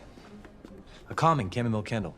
My new line, Glow by Joe. Also, apparently Nick and Kevin are married with kids, and Joe is divorced? I didn't know that before I watched this movie. So every time they would vaguely reference it, I had no idea what they were talking about. Got a few bad breakups under my belt as well. I'm not sure what to do here. Like, do people pretend not to know literally everything about your personal life? Or like... Yeah, it must suck for everybody to know that you have brothers? That's what we're talking about, right? You had 2 brothers and then you got divorced with one of them, so now you just got one, huh? I know so little about their personal lives that in my head, Joe just is his character from Camp Rock. So when I heard that he was divorced, I was like, damn, it didn't work out with Mitchie. You guys were so perfect for each other. So more wacky hijinks happened, and eventually they get picked up by Santa, who I gotta be honest is a very unorthodox Santa. I live a very solitary life. My home is very remote, and my work is all-consuming. Yeah, he's like lonely and burnt out. I guess maybe he doesn't have the elves in this version of Santa, and so he has to do it all himself. Maybe he makes every present via terrifying spell. This lone wolf has always daydreamed about being part of a pack. Would you mind pulling over? I just want to go check on my brothers. Hey, would you mind pulling over? You're freaking me the fuck out. Eventually, they find a private jet to fly them home, but the pilot crashes the plane because he's taking sexy pictures of himself while flying. Come on, son. We need to. Wait up. I like how the plane is in complete free fall and they don't seem to be affected by the G-force at all. We're going down! Everybody, brace for impact! Oh, fuck! There's this running plot line throughout the movie about how Kevin secretly wants to sing in a Jonas Brothers song, but they never let him and he's too scared to bring it up. But at the end of the movie, they make it home to their families and they're all singing and they finally let Kevin sing.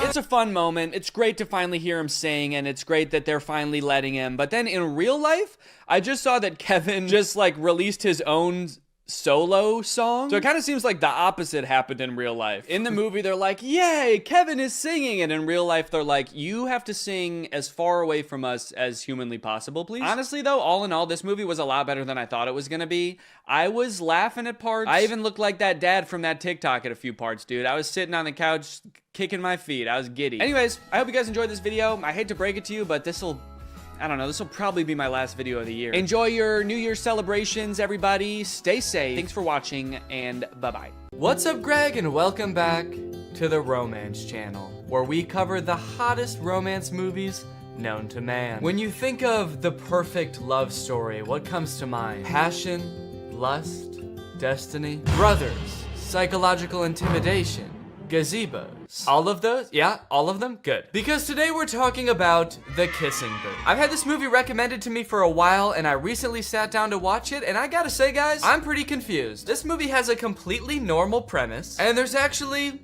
nothing wrong with it.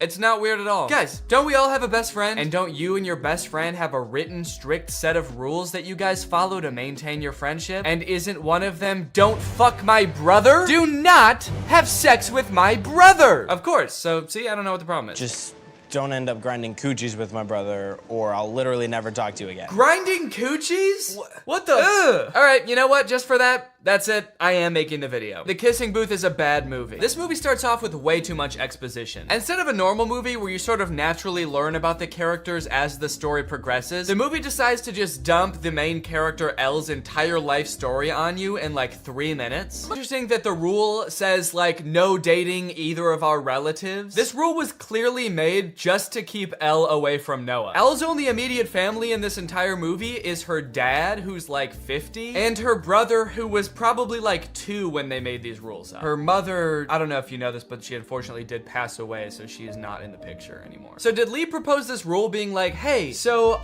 if you stay away from my brother, then I, a child, won't fuck your dad?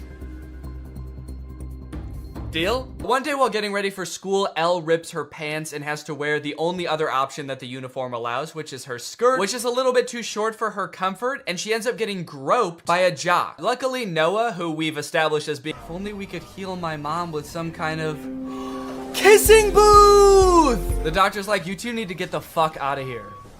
Obviously, that was the first thing we tried. Before Elle and Noah can get together, though, we need to find a little bit more out about Noah. Like, who is this main love interest? We know that he's violent, which is awesome. But the movie also has to show us how manipulative he is. You see, it all starts with Elle exploring some other love options at school. For example, the man that groped her earlier. Calls her kiddo? Gross. Lock this man up immediately. You still got a lot to learn, kiddo. Like, for example, how fucking crazy I am. You have no idea. You have no fucking clue. But you're gonna learn today. I'm naked, baby. The Flynns are a very controlling family, aren't they? Like, in Elle's friendship with Lee, he's made all these rules that he has to follow. Like, don't fuck my brother. And now Noah has rules like don't fuck anybody else. It's an entire family where they're like, hey, who are you gonna fuck? Who is that? Who is that? Don't fuck him. Fuck me. No, don't fuck me. That's not allowed. So the kissing booth is coming up, but Elle is having a little bit of trouble getting people to volunteer to work at the kissing booth, obviously, because that sounds gross as hell. Need peeps to work our kissing booth. You in? Seems like she started texting people that don't even go to her school. This guy? This like bald middle Lincoln in here? Frida Kahlo? This girl has quite the contacts list. I do respect Abe for his honesty though. You know, I guess that is what he was known for. But I understand his reservations. He has not had good luck with booths in the past. After a few more uncomfortable scenes of Noah protecting Elle from herself, it's time for the kissing booth. Since they're short on volunteers, when it comes time to actually do the kissing booth, Elle ends up having to step up to the plate, and Noah, our sweet violent Noah, decides, you know what? Fuck it. I'm going in. Where the fuck did he come from? Was he just lurking beneath the sand to jump out? Don't make me beg. Ah, she said no! Leave her alone. Noah's a really confusing character in this movie because they kind of portray him as this like popular guy that gets all the girls, and then he goes goblin mode, which apparently she's pretty into. Oh, wait! The Hollywood sign at night. You guys ever been to the Hollywood sign at night? Great place to make out. Great place to get eaten by coyotes, too. I feel like a lot of people don't realize the Hollywood sign's like in the middle of a nature preserve. I think there's like mountain lions and shit up there. A coyote comes out from behind the Hollywood sign and is like, fucking by the Hollywood sign again, huh, Noah? This man's got some game. All right, guys, get out of here. I'm gonna have to eat your asses. I love that his secret spot to come and be alone is the Hollywood sign. Yeah, don't worry. I know a little place where we can be alone. It's called Times Square. We'll have a little more privacy up there. From there, their relationship blossoms. They go on dates. That concludes our time together today, you guys. Thank you for joining me. I hope you enjoyed this video, and if you're new here and you're not subscribed yet, make sure you subscribe and turn on my notifications to join Greg. Greg is what I call my subscribers on YouTube, so if you want to join Greg, just hit that subscribe button and hit that notification button, and then before you know it, your name will be legally changed to Greg. All right, I'll see you guys next time. Thank you. Bye-bye. What's up, Greg? Lately, I've been seeing a lot of discourse around alpha male podcasts on YouTube. I've seen a lot of really good commentary videos talking about these insanely misogynistic podcasts where the hosts, under the ruse of giving dating advice for men, will basically just insult women for an hour straight. Guys, here at the Fit Wolf podcast, we know that the dating game is tough these days, you know? Men don't know what women want and are finding it harder and harder to find a good girl to settle down with. So tip number one to finding a good girl is invent a time machine. Invent a time machine and go back to the 1750s, because that's the only way you're gonna find a decent woman. Because every woman nowadays is a thought. That's right. Every single Michelle out there that I used to date a month ago is a thought. They get mad at the dumbest things, like saying that women have no inherent value and their only purpose on this earth is to bear my children. And they forget to turn off location sharing even though they broke up with me a month ago. Michelle, I know you're over at my friend Brandon's house right now. I'm outside. But I think I might have found something that takes things one step further. I saw this video on Reddit the other day that's a trailer for something called The War Room. And instead of being a podcast for these like alpha male, misogynist, entrepreneur type guys, this is a club for those same types of guys.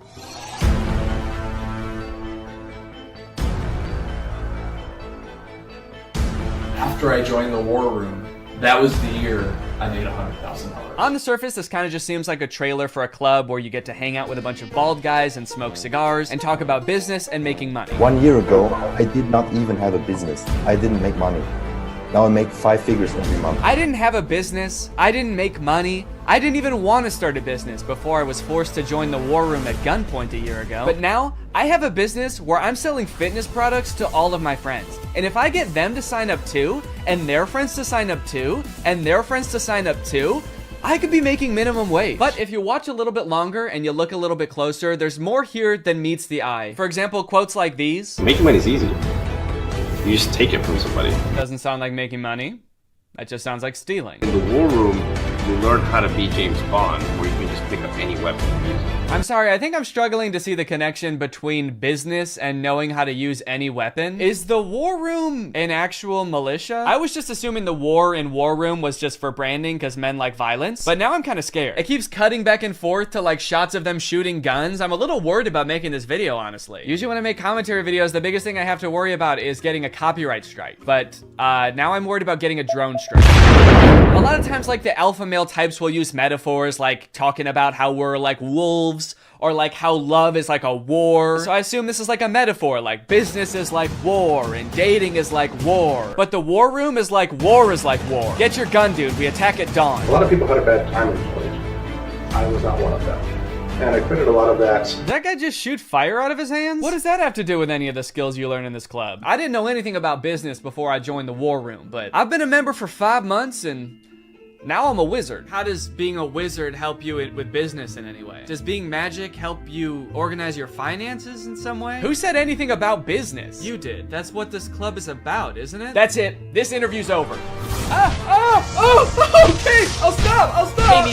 Give me money now. Definitely makes me want to join. You got dudes shooting guns, swimming, doing group exercises on a hilltop, watching other people gamble, smoking cigars. It kind of just seems like one super long bachelor party for men whose wives have already left them. And then at the end of the video, it gives you the URL to sign up. It says 54 countries, 1,000 members, and resist slavery. That's the last thing it says in the whole video. It says resist slavery, and then the video ends. And it's like, yeah, I will.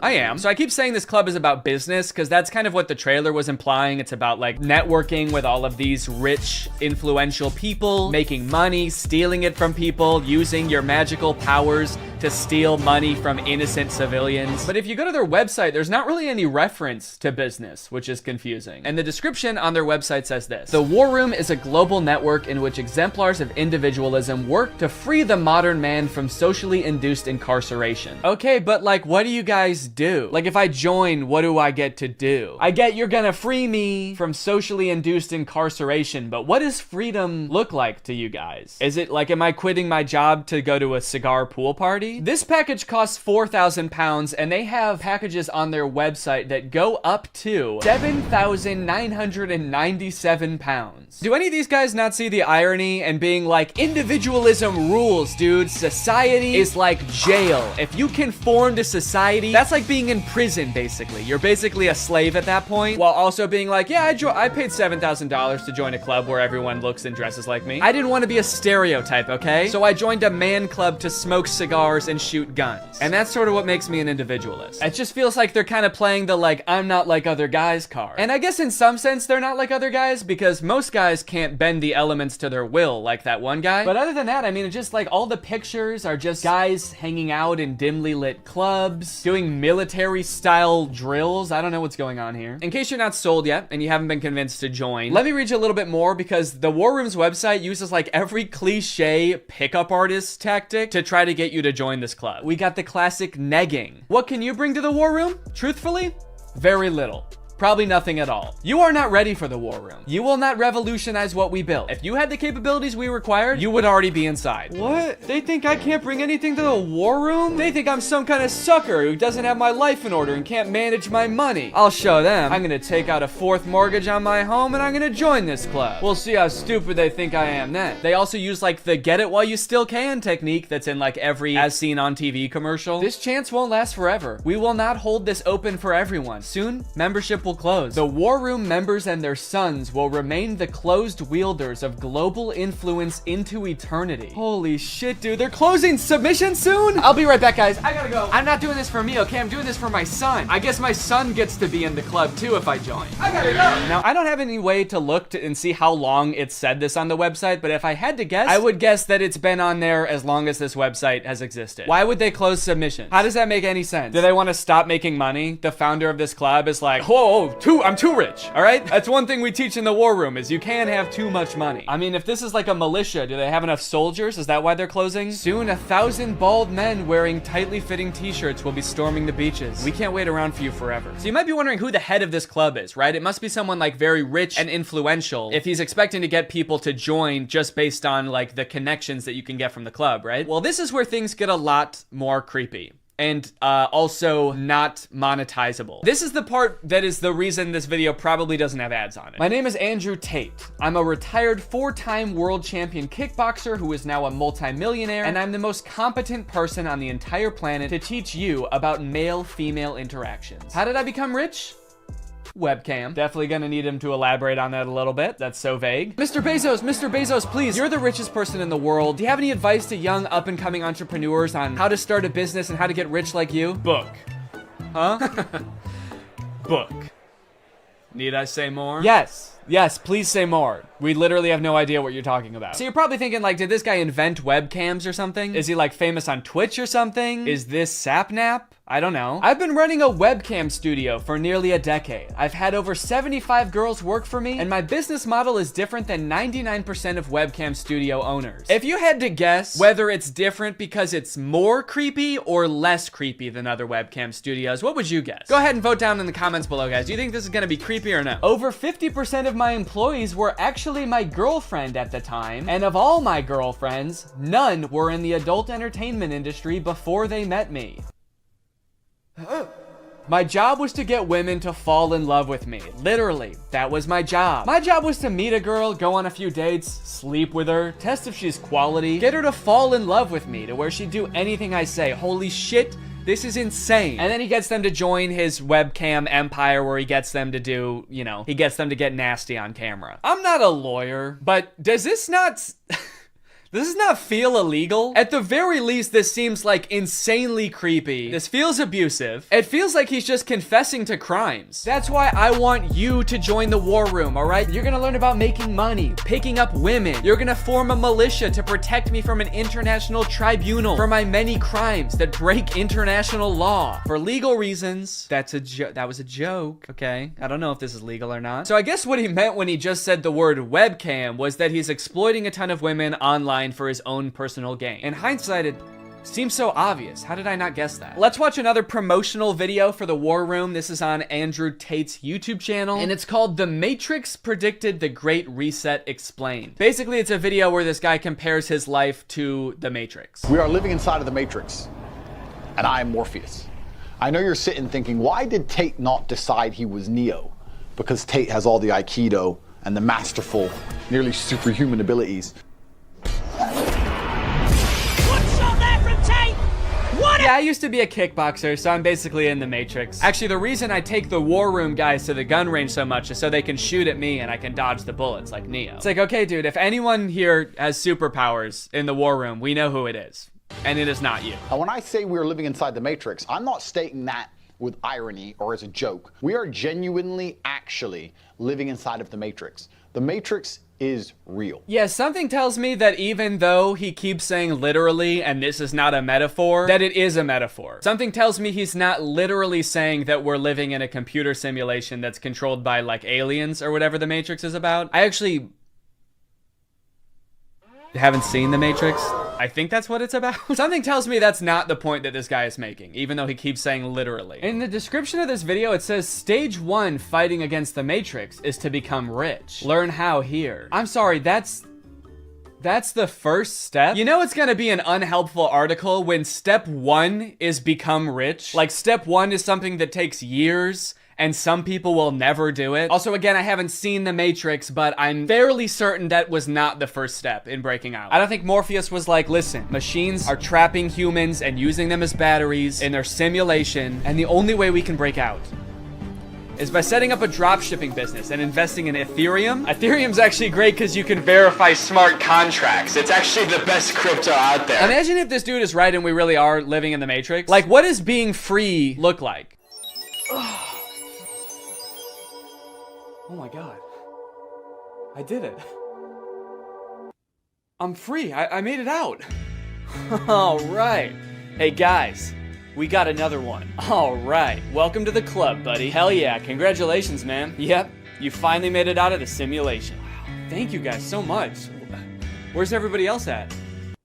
What do you mean everybody else? Yeah, the only other person here is my girlfriend who I'm scamming. Or I mean dating. Yeah, but I mean like in the whole world. Like there's gotta be more than just you guys in the real world, right? What the fuck? You don't like us? No, it's not like that. I mean, sorry. I was picturing there being more than just like 3 normal guys in a room when I exited the Matrix. Normal? What the hell, man? Yeah, we're not normal. We shoot guns and make money out here. Yeah, we're big into making cash out here, man. Did they do that in the Matrix? They actually do, yeah. Not the way we do it. Okay, how do you do it? Hey, you're stealing my shit! Okay, I'm just saying, all things considered, you guys don't really seem that different. Honestly, if anything, this seems more like a simulation than the world I was just in. How so? Look at you guys. You're all holding guns. All you do is talk about business. You guys are like NPCs from GTA. You all look like slight variations of the same sim. Are you guys sure this isn't a video game? All right, man, as if I'm gonna take advice from a beta-ass bitch like you anyway. I'm just saying. Okay, that was actually sick. You guys should have led with that. How was that not the first thing you guys wanted to show me? You know what, man? Get out of here. You don't belong here anyway. Yeah! What? Go! Get out of here! We don't want you! Yeah. Okay, alright, I'll go. Honestly, I'm actually not really sure how to get back, but if one of you show me, I will go. Get the fuck out of here, man! Get lost, you son of a gun! What are you still doing? Get out of here! Go! I feel like this is definitely a video game. How can I keep my husband? I want to keep him happy, and I think all the women listening too, they want to know the secret. I'll tell you the secrets. Men are biologically designed. We're evolutionarily hardwired to seek status. You want power, you want status, you want the fast car. You don't care about the car. You want everyone to know you have the car and they can't have the car. Right. If everyone had a Lambo, you wouldn't want a Lambo. So every single thing we do is status driven to some degree. It's true. Meaning the female we are with has to add status to our lives in some form. If you want to keep your man happy, you need to think, how do I make my man look better to the world? How do I make him look better in front of other men? What a bizarre take, dude. How to be a good woman? Make your man look good to other men. You basically need to be a wingman for your husband to pick up dudes. I hate arguments like this so much. Alpha dudes are always trying to bring up like what men are hardwired to do. What have men been evolutionarily designed to do? Here he's saying that like men are hardwired to seek status. Men want a Lamborghini. You know how every men want a Lamborghini because it's a status symbol. Even if it worked out that like evolutionarily that's something that is in men's nature, that doesn't make it good. You know what else is in our nature? Thinking sugar tastes really good. If you didn't tell someone that sugar was bad for you, they would think like, oh my God, this is the best thing in the world because it tastes really good. If you put 10 pounds of candy in front of a caveman, he would eat all of it and then he would throw up. and then he would die probably because he's never eaten that much sugar before. But hey, I guess that's just kind of what he was hardwired to do. So if you want to be a good cave wife, you got to go out there and you got to get your man as much candy as you can find. You want to go to the store and buy him one of those lollipops that's as big as his head that he always wanted when he was a kid, but his mom would never let him have. And that's the only way to keep men happy, all right? These alpha male type guys are always trying to sound like scientific. Like this is the science-backed way to attract a mate. And this is the evolutionary way that relationships are supposed to be. But I feel like if they were being honest, they would recognize that there's a difference between what humans like naturally are inclined to do and what is healthy and what is sustainable. You know what else increases your status? Murder. Can't be anyone higher up on the hierarchy if they're all dead, right? It's weird. I don't see any of them advocating that, but it's the same primal instinct that they're talking about, so why don't they? To prove what a sick and cool lifestyle this guy has, here is a video that he posted on Christmas while apparently alone in a hotel room.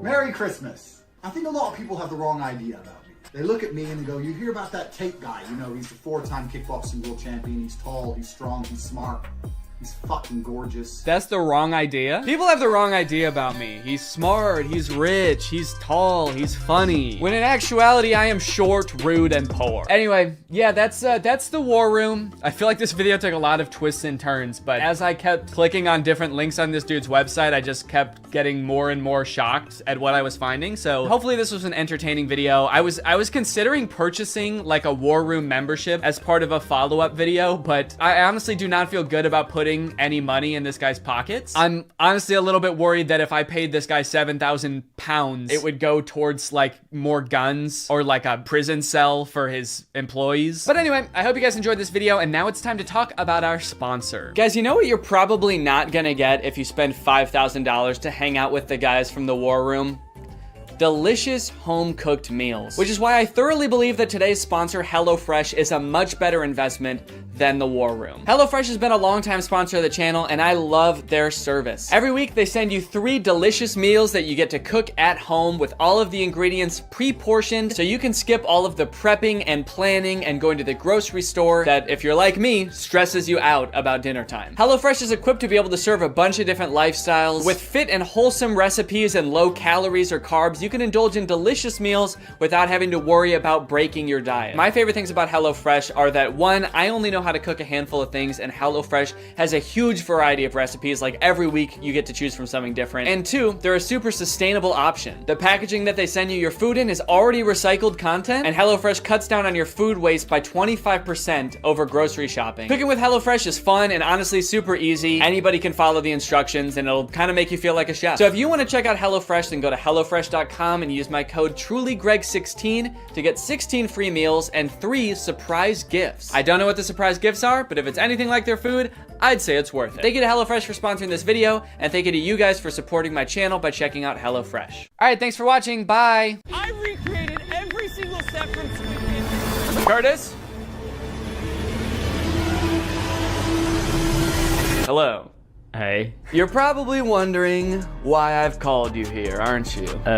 You said you wanted to make a video. Well, yeah, but that's only half the reason that I called you here. That's right. The other half is that, honestly, Curtis, I'm worried about you. I don't know if you've seen lately, but it's getting pretty dangerous out there. The world is a dangerous place. Yeah. Oh, yeah. Yeah, a plane just flew into that building. Oh my God. Right on cue. Did you do that? Exhibit A? No. Look, crime rates going up through the roof. Murder. Death? Did you know every person dies now? Point is, Curtis, there's people out there who are trying to hurt you. They're trying to kill you, Curtis. Me? Yes, you specifically. What'd I do? You're just, I don't know, how do I say this? Has anyone ever told you that you're an easy target before?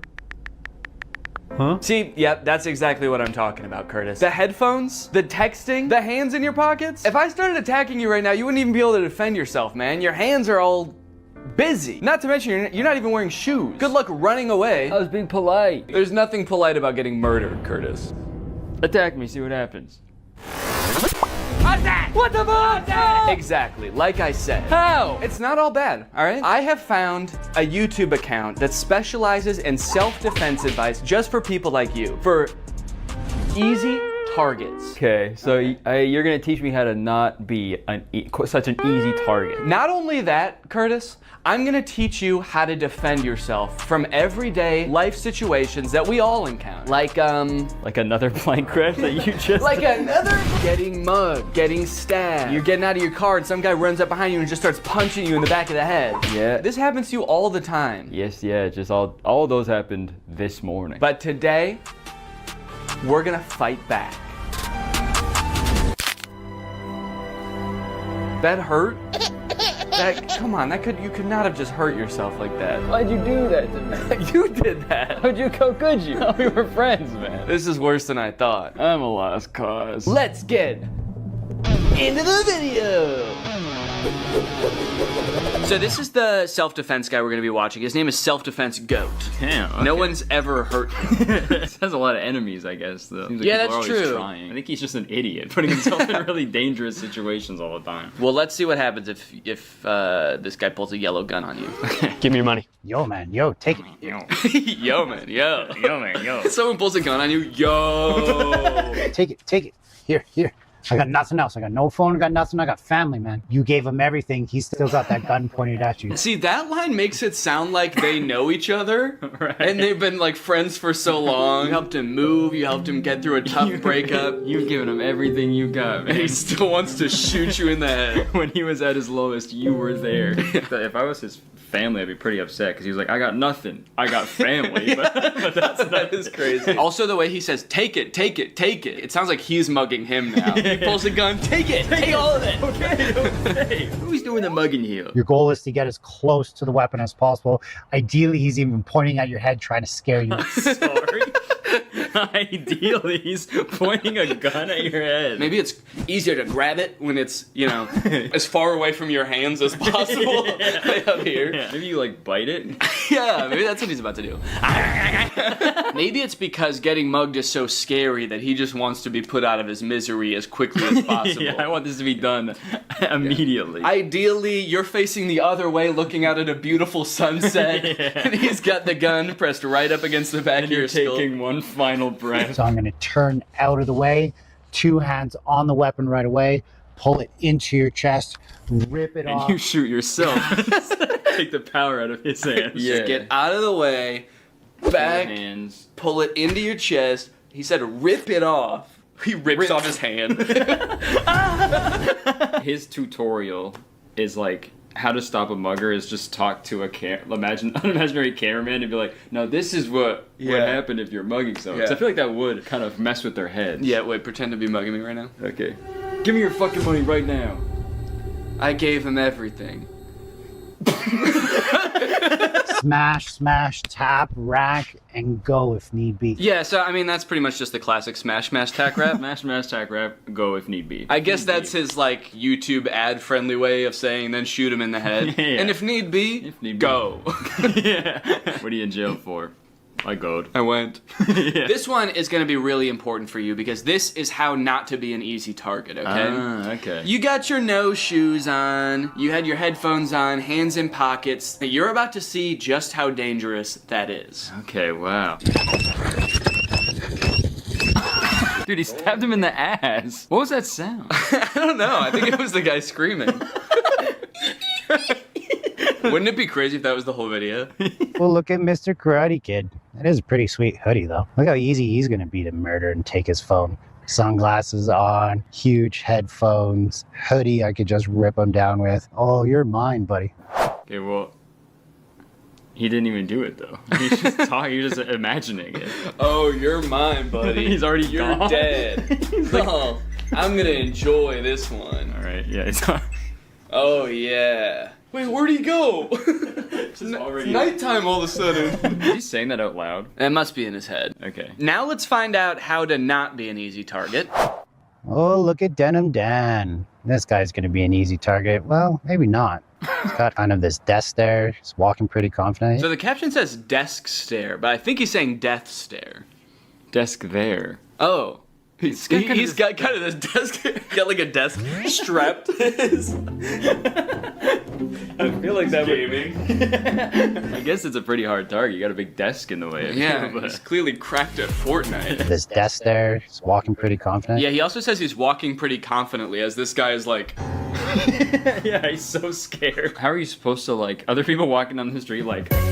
This guy's easy to fucking kill. He's only got one earbud in. Jacket versus hoodie. It's my favorite Mr. Beast video. Jacket versus hoodie. It's your lucky day, Denim Dan. It's your lucky day. Wait, he did say that. Denim Dan, it's your lucky day. Okay, well that actually does make him seem more crazy. Yeah. I'd be so terrified if I was walking by someone and was like, this guy would be easy to kill and steal his phone. Wait. Maybe not. He's got a confident walk. You could be Denim Dan if you wanted to. Yeah, I guess I should have been wearing denim for this video. Yeah. Jean jacket. Jean hat. Gene Wilder. Gene Wilder's here. Hang on a second, guys, because I've got a self-defense technique of my own. Today's sponsor, ExpressVPN. Guys, using the internet without ExpressVPN is like walking around a park with flip-flops and headphones. It makes you an easy target. Did you know your internet service provider can legally collect data about every single website you go to and then sell that information to advertisers? Luckily, when you use ExpressVPN, it becomes like your armor. Your Gene armor. Your internet service provider can't see your activity. Your identity is anonymous thanks to a secure VPN server. And your data is encrypted for maximum self-defense.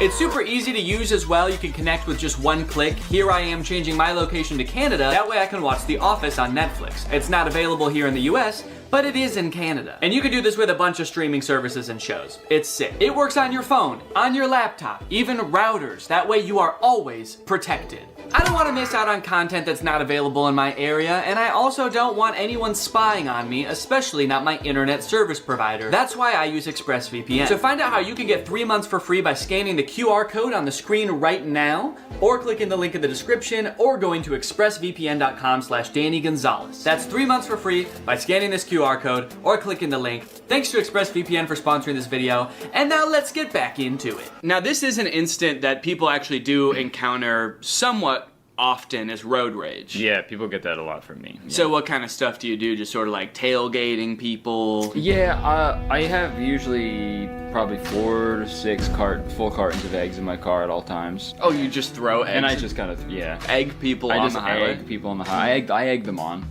Quite literally. Yo, what are you doing, Matt? What the hell's your problem? Yo, man, yo, chill. When it comes to self-defense... Oh, he's okay. Yeah, the rest of this video is from heaven. He's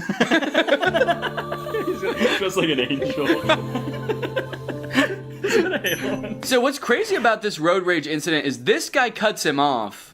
He didn't even have to stop. I mean, I get that people get super irrational during road rage incidences, but it seems, I feel like this person should be the one who got out to shoot him, because he got cut off. Right, yeah. The other guy cut him off so bad that he had to kill him. It's like, no one can know about this. He almost caused the accident, right? But what did I do? I honked the horn, I fingered him. I missed that part of the video. Yeah, when did that happen? Yo, what the fuck are you doing, Mick? Oh. Yeah, you were fucked up for that, actually. That was super weird. He fingered... What does that mean? Oh, like... You gotta check your ego, man. Don't finger him. Don't him Don't make that guy sing, man. Even though I wasn't technically in the wrong. Wait, hold on. Did you notice that in the video, he had like his wife or girlfriend in the car next to him? And she also got shot? Okay, yeah, so see, there's someone in the passenger seat here. Yeah. But then, as he's talking to the camera... Check your ego. Even though I wasn't technically in the wrong, he cut me off. Oh, she's dead. So this is a real death that happened. Yeah, he's like, luckily I did survive this incident. She did not. Don't worry, the paramedics are on their way. I just wanted to film this video real quick. Luckily, he's a very bad shot. Every bullet hit my wife. I escalated the situation. He felt like he was threatened. Felt like he was threatened? He was in his own car. Yeah, he was fine. That psycho's trying to kill me! I'm gonna kill his He wife. felt like he was threatened, and now I'm dead. Okay, yeah, he is dead. Yeah, he's dead. Confirmed. That is canon. And looking at his account, yeah, this is the last video he ever posted. That's not having a self-defense mindset. Be smart, stay safe out there. Check your ego. Oh my god. Wait, but he checked his ego. Why is he still getting shot? I guess he didn't check. I guess that guy didn't check his ego. Yeah. It's like, come back here and finger me. Finger me, are you? So there's don't be an easy target. Yeah. But also maintain a self-defense mindset. And I do appreciate that. It's like, try not to get into the situation where you need to be defending yourself in the first place. Right. I think we can all agree that's probably the best self-defense tactic you have available. Belt versus knife self-defense. Yo, give me your money. Stay back, man. Stay back. Yo, is that a knife, bro? Do you know how to use your belt for self-defense? Do you? Yeah. It took you like 20 seconds to take off your belt. I don't know if you noticed there, but he had some good tactics to stall the guy. He said, yo, is that a knife? Like he was going to be interested in what kind of knife it was. Yeah, yo, is that my favorite knife you have? Is that a Swiss Army knife? Damn. Cool, man. Hold on 1 second. I gotta jerk off to this knife. Just kidding. Also, he must have a really big belt buckle. Like how brutally this guy gets hit is actually pretty crazy. Just wanted to show you my knife. Yeah, I was trying to sell this knife to you. That's why I said, give me your money. Damn, look at that wide stance for this too. That's crazy. He's doing the splits. Some fucking psychopath. You mess with the wrong guy. Here's how you defend yourself against a knife. Oh, do. Oh, do. Oh, please do. That's what the mugger says when you pull out your belt. Oh, do. Back, he was that a knife, bro. Oh, do. Oh, do. These are really good captions. Yeah. Okay. I like that they like to start the videos with someone just being brutally murdered. Yeah, it's a good way for audience retention, right? I feel like from now on we should just start our videos with killing someone, like right in the first frame. We just have some poor bastard. Maybe his car broke down on the side. He's covered in eggs. You know, I took him home, and I took him home. And I start my video. I'm like, hey guys. The guy in the headlock is like, I gave him everything. Folks! Yeah. You know what to do when somebody pins you against the fence and stabs the shit out of you? I firmly believe there's nothing you can do. No. I mean, there's definitely things to do to avoid getting here in the first place, but when you're here, there's nothing you can do. Yeah. Ow. You're dead, man. Fence and stabs the shit out of you? He says it in a way that has like that relatable moment when someone pins you against the fence and stabs the shit out of you. We've been there, man. I'm trying to establish control of the weapon. If I can get my forearm here, great, but he counters that by pushing me away. If he pushes me away, this is my new threat. It'd be crazy if in this hypothetical situation that's like now very controlled, he still gets stabbed to death. He's like, and I'm trying to get his knife, but he just keeps getting me. I put my forearm, he counters. God, this guy's good. This guy's the self-offense goat. I'm moving that out of the way. Now his butt's to me, and I finger him. In the States, shoot him. If you're in Canada, run. He's got a knife. Sorry, buddy. Damn. You're not allowed to shoot him. 3 signs you're getting punched. That one sounds fun. 3 signs you're getting punched. Number 1. Ow! You look like Tom Hardy if I ordered you on Wish. Oh, yeah? Oh. You look like Tom Hardy if I ordered you on Wish. Not Tom Hardy. Right, yeah. So thank you. You look like the face Tom Hardy would make if I ordered you on Wish. Tom Hardy would be like, okay. Do you know the 3 most common signs before someone punches you in the face? Sign number 1, you just told someone they look like if Tom Hardy if they ordered you on Wish. First sign, forward aggression. Second thing to look for is those clenching of the fist. What do you think the third one's gonna be at this point? He's just like cocking his arm back? Yeah, winding it up, I guess. If someone says why I oughta, you're done for. Tension, and they're getting prepared for something that maybe you're not prepared for. They could be getting prepared for something. If they're moving towards you with fists clenched. Well, what could it be? Visual diversion? That's gonna be the third one? What? The third one, they're going to be looking off in another direction, trying to distract you with their eyes so that you look away for that split second so that they get the job done. I may be moving forward towards you, fists clenched. Yeah. But I'm actually gonna punch that guy. Hey, Curtis, let's both go punch that guy. Okay. Oh. Bouquet of flowers. Oh, it's on location. No!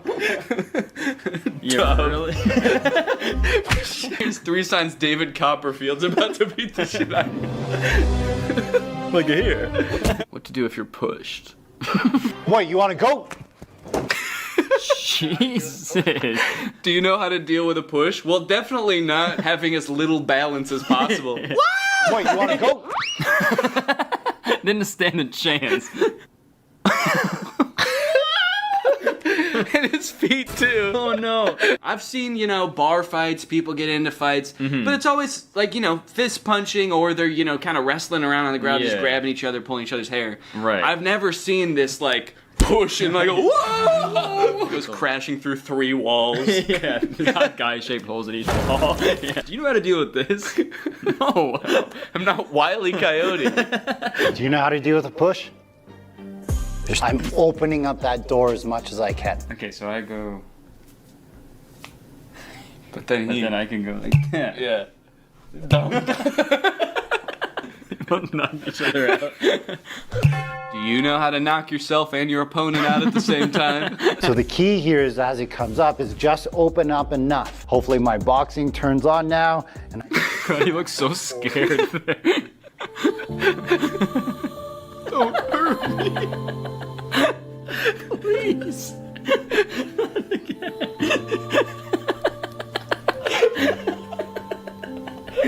Is he actually gonna hit me this time? He's like softly blinking up at me. What are you doing to this guy? He already got pushed, man. He's been through enough. He also just said, hopefully my boxing turns on now. I've never practiced boxing before, but I really hope I know how to box. I hope this skill comes out of nowhere. And I just bring that hand forward as much as I can.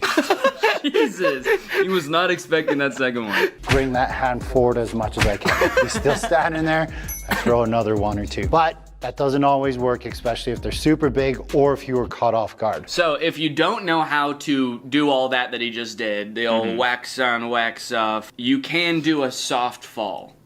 Okay. That would really throw your attacker off if he pushed you and you actually fell, right? And yeah, that would fucking confuse him like crazy. Now what? I thought he was gonna get closer to me. Suck all that in to minimize the damage that you take. The most vulnerable guy I've ever seen. Quit your job, man. You don't have to be there. When that push comes down and he goes to break fall this time, now he's not there. That's the way you're supposed to fall. Straight into a coffin. Like a fucking vampire. He's suddenly in a suit and palmed. Time. Now he's not there. Now he's not there. Yeah, he is. Where'd he go? I can only look up here. He's like, yeah, nobody tell him. Also, that night before you go to the bar, look up what color the carpet is at the bar and dress like the carpet. So you fall to the ground, then you sort of scuttle. Like a little crab. Okay, Curtis, so if all else fails and you need to defend yourself, all of the making yourself a hard target didn't work, he pushed you and you didn't fly far enough away, you're gonna need to fight, okay? Okay. The good news is, all you need is 1 punch, okay? You can end any fight with 1 punch, and I'm gonna show you how. Okay. Yeah. I'm excited. Jerking the Lexus. Yo, what are you talking about, You man? cut me off in the chill, parking lot. Chill. Do you know who I Stay am? right You wanna there. go? Don't enter my You wanna space, go? man. Do you know how to end a fight in 1 punch? I can see why he hired this guy. He's so good at, like, leaving the frame as quickly as possible. Yeah, he's a pro at that. My space, man. Do you know how to end a fight? He's just gone. Once I felt like my foot was planted enough that I could push off of it, I had to make sure I wasn't showing the punch or creating a tell. This is creating a tell. Loading, shrugging, trying to punch and come out. So the first thing you want to be good at, Loading, shrugging, trying to punch to come out. making sure your arm is... God.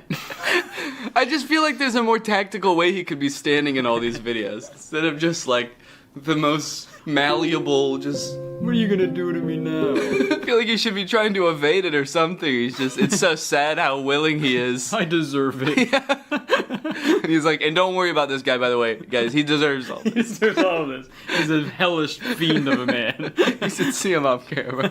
Remember, in self-defense, he's approaching me, I'm hitting him, and I'm trying to get away. He said you're punching him and trying to get away. Yeah, you gotta pick one, I think. Yeah. He's on the ground, you're punching him, and you're like, let me get out of here! This sicko's attacking me! Unhand me! If they're a bigger opponent than you, then you don't just hit them with your arm, you have to hit them with your body. If they're further away from you, you can open up the hand and do like fingers into the eyes. You might break your fingers, but at least you're not going to get involved in a fight anymore. If you train martial arts, use your fist. If you don't train martial arts, use your palm. I thought this was going to be like a one punch. Like he's going to teach us how to do one specific punch, but he's like, I don't know, you might want to stick your finger. Let me think.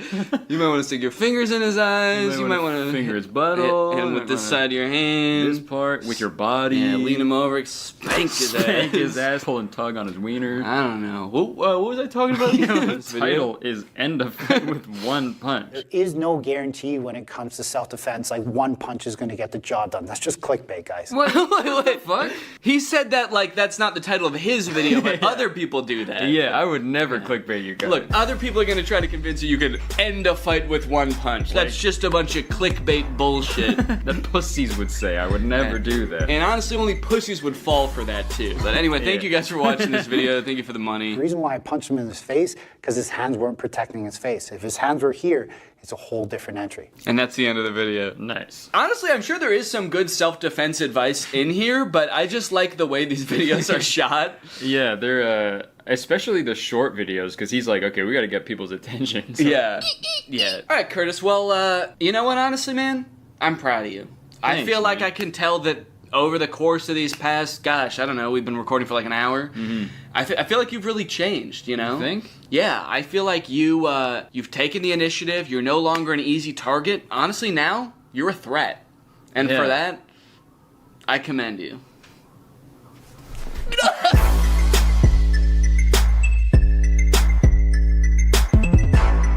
What's up, Greg? Did you know that anybody can make an iPhone game? If you wanted to, you could just like come up with the most insane idea for a game that doesn't make any sense, it's not fun, nobody would ever want to play it. And you could program it, or you could hire somebody else to make it for you, and then you can submit it to the App Store. And it seems like as long as it works, in the most like liberal usage of that word, like as long as it doesn't make your phone explode, then Apple will approve it, and then it'll be on the App Store and anybody can download it. Anyway, I thought it would be kind of fun to search the App Store and try to find the worst games I could possibly find, and then play them, and like do like a review, a playthrough of sorts. If you make any like normal search on the App Store for a game, like I searched Angry Birds in iPhone and iPad apps, and then you scroll down past all of the games that you would expect to see, eventually you'll just stumble upon the least fun sounding games you've ever seen. Angry Cock, anyone? Can I interest anyone in some Angry Cock? Bad Granny, Angry Grandma? Okay, Pig Evolution is a strategy game. Bad Granny is a scary neighborhood evil game type game. Yo, not only is the grandma evil, but the game is evil too? I'm not gonna download that. This grandma's gonna ruin your life in the game, and then the game is gonna ruin your life in real life. A few days ago, Bob come to a new place to live, and he saw neighbor's granny. He wants to say hello to neighbor granny and come to his house. Okay, who the fuck is Bob? It started this description like we already know who Bob is. His neighbor's granny seems suspicious. She was hiding in his garage. She shouted, "Hello, granny." Is this gonna explain the entire plot of the game to me? I'm not even gonna need to play the game after this. He wants to find out information and the secrets of creepy neighbor's granny. Okay, it kind of sounds like from the description that granny is not that strange. Okay, I guess she was hiding in his garage. That actually is pretty weird. But it's like, and you follow Bob, who's trying to find blackmail on this old woman. It's like, who's the bad one in this scenario?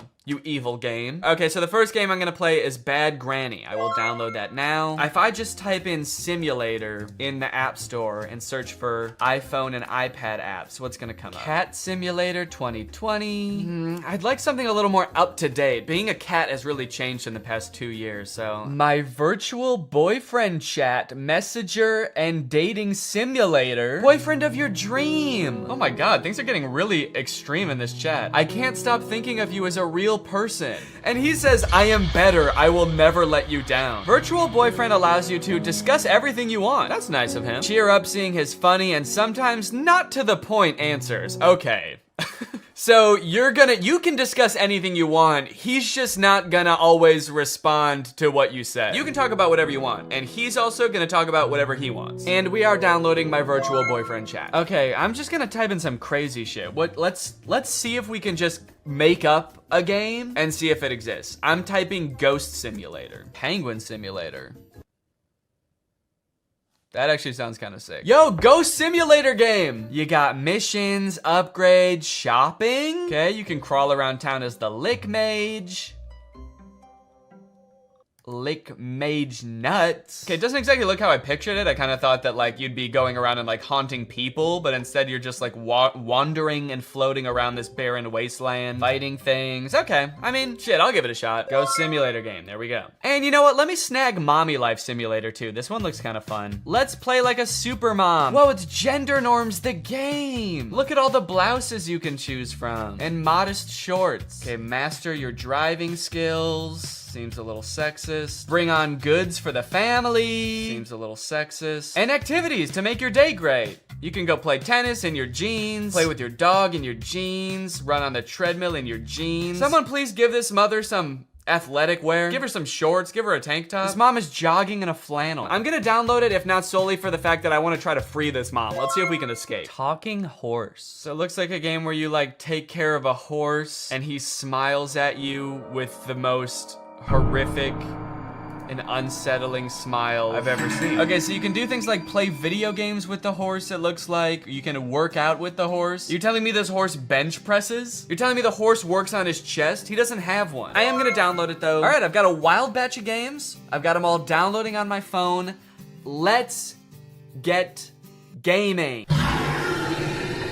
That scare you? All right, let's find out what makes this granny so bad, shall we? Let's find out this old hag's secret. The first thing that happened when I opened the app is it asked me if Bad Granny could track me across other apps and websites. Now, why the hell would Bad Granny need to do that? Allow Bad Granny to track you wherever you go, both on your phone and in real life. This game is evil, isn't it? Yeah, I'm pretty sure it is. Also, does anyone else find it weird that that button always says ask app not to track?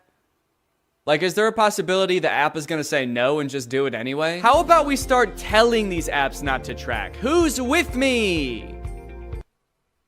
I said who's with me? Yeah, okay, thank you. Before starting this game, I had no concept of what this game was gonna be like, at all. I have no concept of what this game is gonna be like, at all. But in a nutshell, what you do in this game is steal from a lonely old woman. Find the cash. Oh my god, am I stealing from the grandma? Am I the bad one? You enter her house at the beginning of the game, and then for 20 astonishingly short levels. Level cleared! The game directs you to systematically steal every valuable item in this poor woman's house. Each level you steal one item, all while being hunted by Granny. The main door is closed, find the key.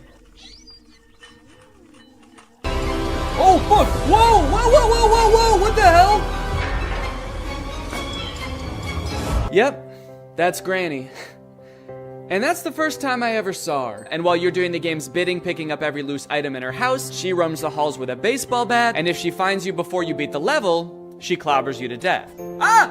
And I just gotta ask, is that really so wrong? How bad is Granny, really? It's just that I don't really feel bad for my character. I feel bad for the granny because I broke into her house and now I'm stealing shit. The description on the App Store said that I was getting dirt on the granny. And then you jump into the game and come to find out I'm just stealing nice things from her. I took her TV and I stole cash. Is that what dark secrets the granny was hiding? Her life savings? We're gonna put a stop to whatever the granny's been up to. You find out she's just been up to saving. She's been up to a retirement fund, a Roth IRA. We can't let her get away with this. Granny has a couple of interesting quirks and features. For example, when she hits you with her baseball bat, she doesn't actually face you. She runs right up to you and then turns to the side and hits the air next to you, thus killing you. Sometimes Granny can kill you after you've already beaten a level, which is really frustrating. Oh, fuck!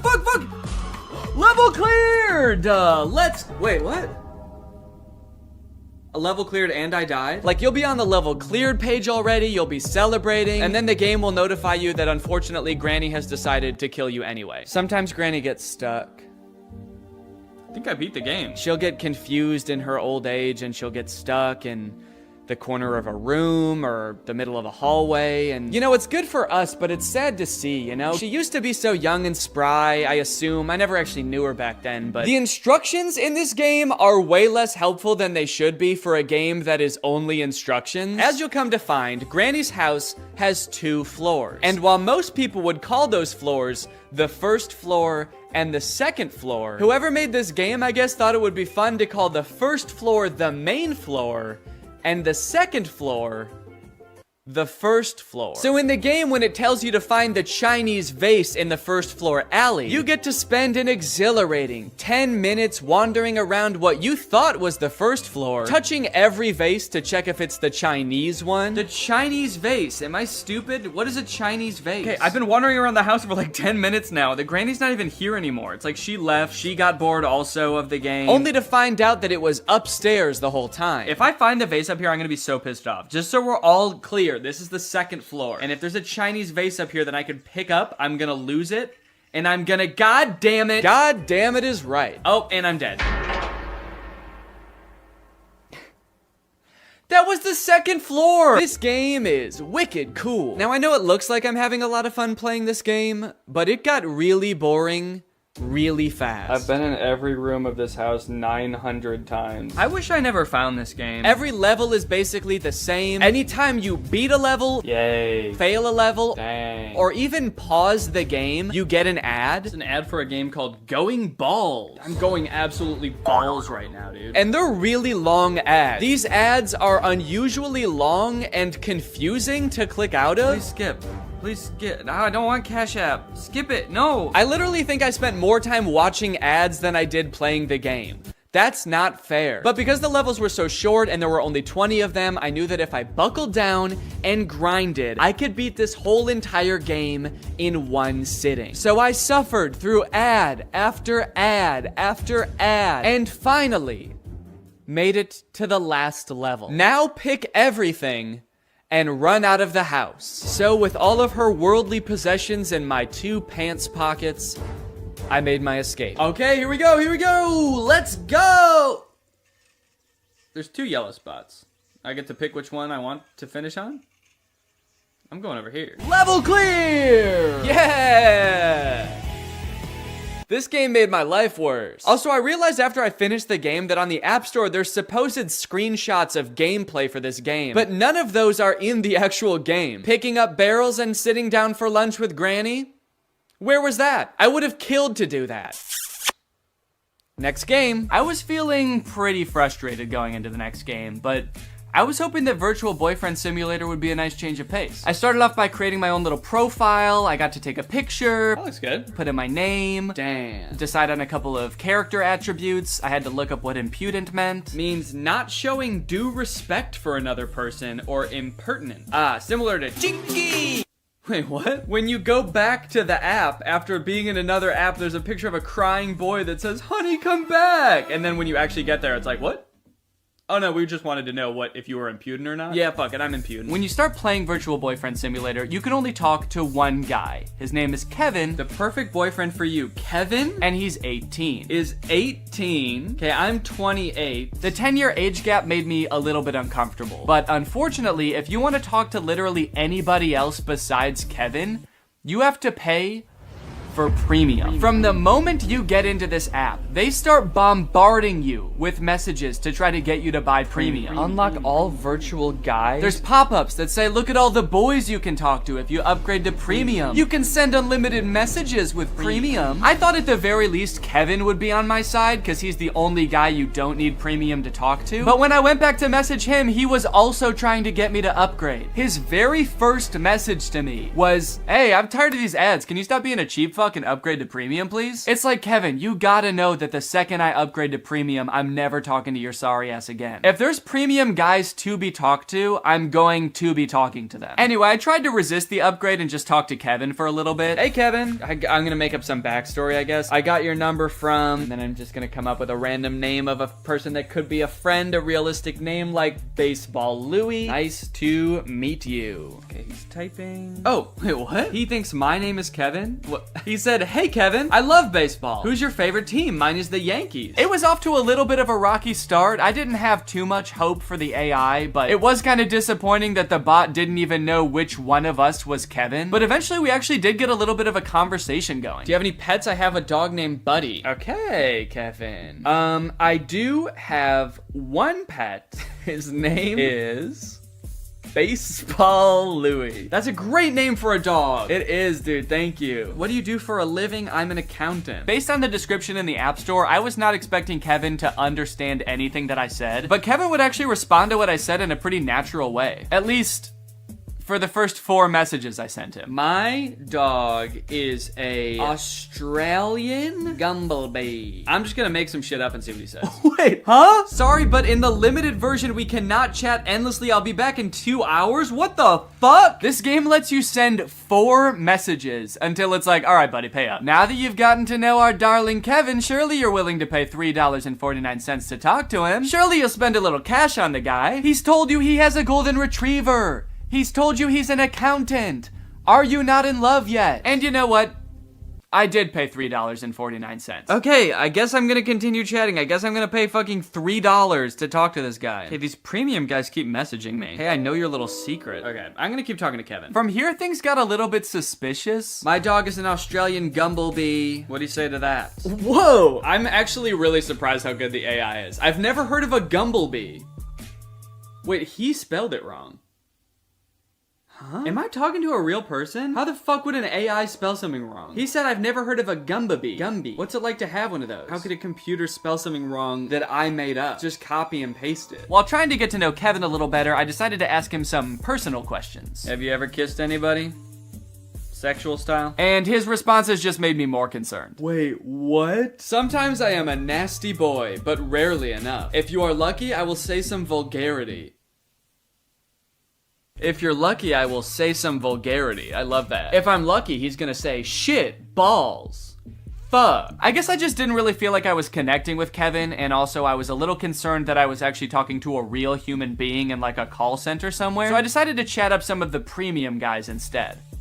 Big mistake. Andy's already messaged me freaking 3 times. Hi there, it's raining again, nothing new. What's the weather like where you are? Maybe I should move closer to you. Hey, I know your little secret. I never thought you liked to eat at night. Honestly, I can't help myself not to eat a couple of soft, hot buns before I sleep too. Why don't we eat together? I have a gift for you. And it's a chicken. One actually kind of cool thing about this game is that it allows you to create your own custom dream boyfriend. You can give them a name, you can like change their personality attributes and upload your own picture to it, which I could actually see being really cool if you have like a celebrity crush that you've always wanted to have a conversation with, where they keep forgetting who you are and also keep trying to get you to upgrade to premium. Now I had him, the AI bot of my dreams. Baseball Louie. This time I did not beat around the bush. I had to tell him how I felt right away. Let's get this conversation going. Hey, I love you. Now, I only recorded myself talking to Baseball Louie for like a half an hour, but I decided it would be good for the video to keep talking to him over the next few days. Just for the video. I thought it would be good for the video and just that. And we had some pretty interesting interactions. We made plans to go to a baseball game together. He didn't show up. I told him I was spending $200 on tickets. He said he was looking forward to seeing me. I told him I was going to buy him a hot dog and feed it to him like a mother bird. He seemed stoked. I guess just not enough for him to actually show up. I got to talking to my friend Jarvis while we were at VidCon, and he said that all of these like AI chatbots are trained in pretty much the same way, where they're just given a ton of public information from like Wikipedia and stuff. It helps them learn to speak naturally, but it also gives them like a ton of knowledge. So I tried asking Baseball Louie some like random trivia questions, and it's kind of funny. I like kind of forget that he's supposed to be pretending to be like a dreamy boy for a second and just answer like a robot. Hey, what's the capital of Maine, by the way? The capital of Maine is Lake Champlain. It is the largest city in the state. Baseball Louie and I had a lot of fun, but now it's time for the scariest game of them all. Not because it's about ghosts, but because it was a total waste of time.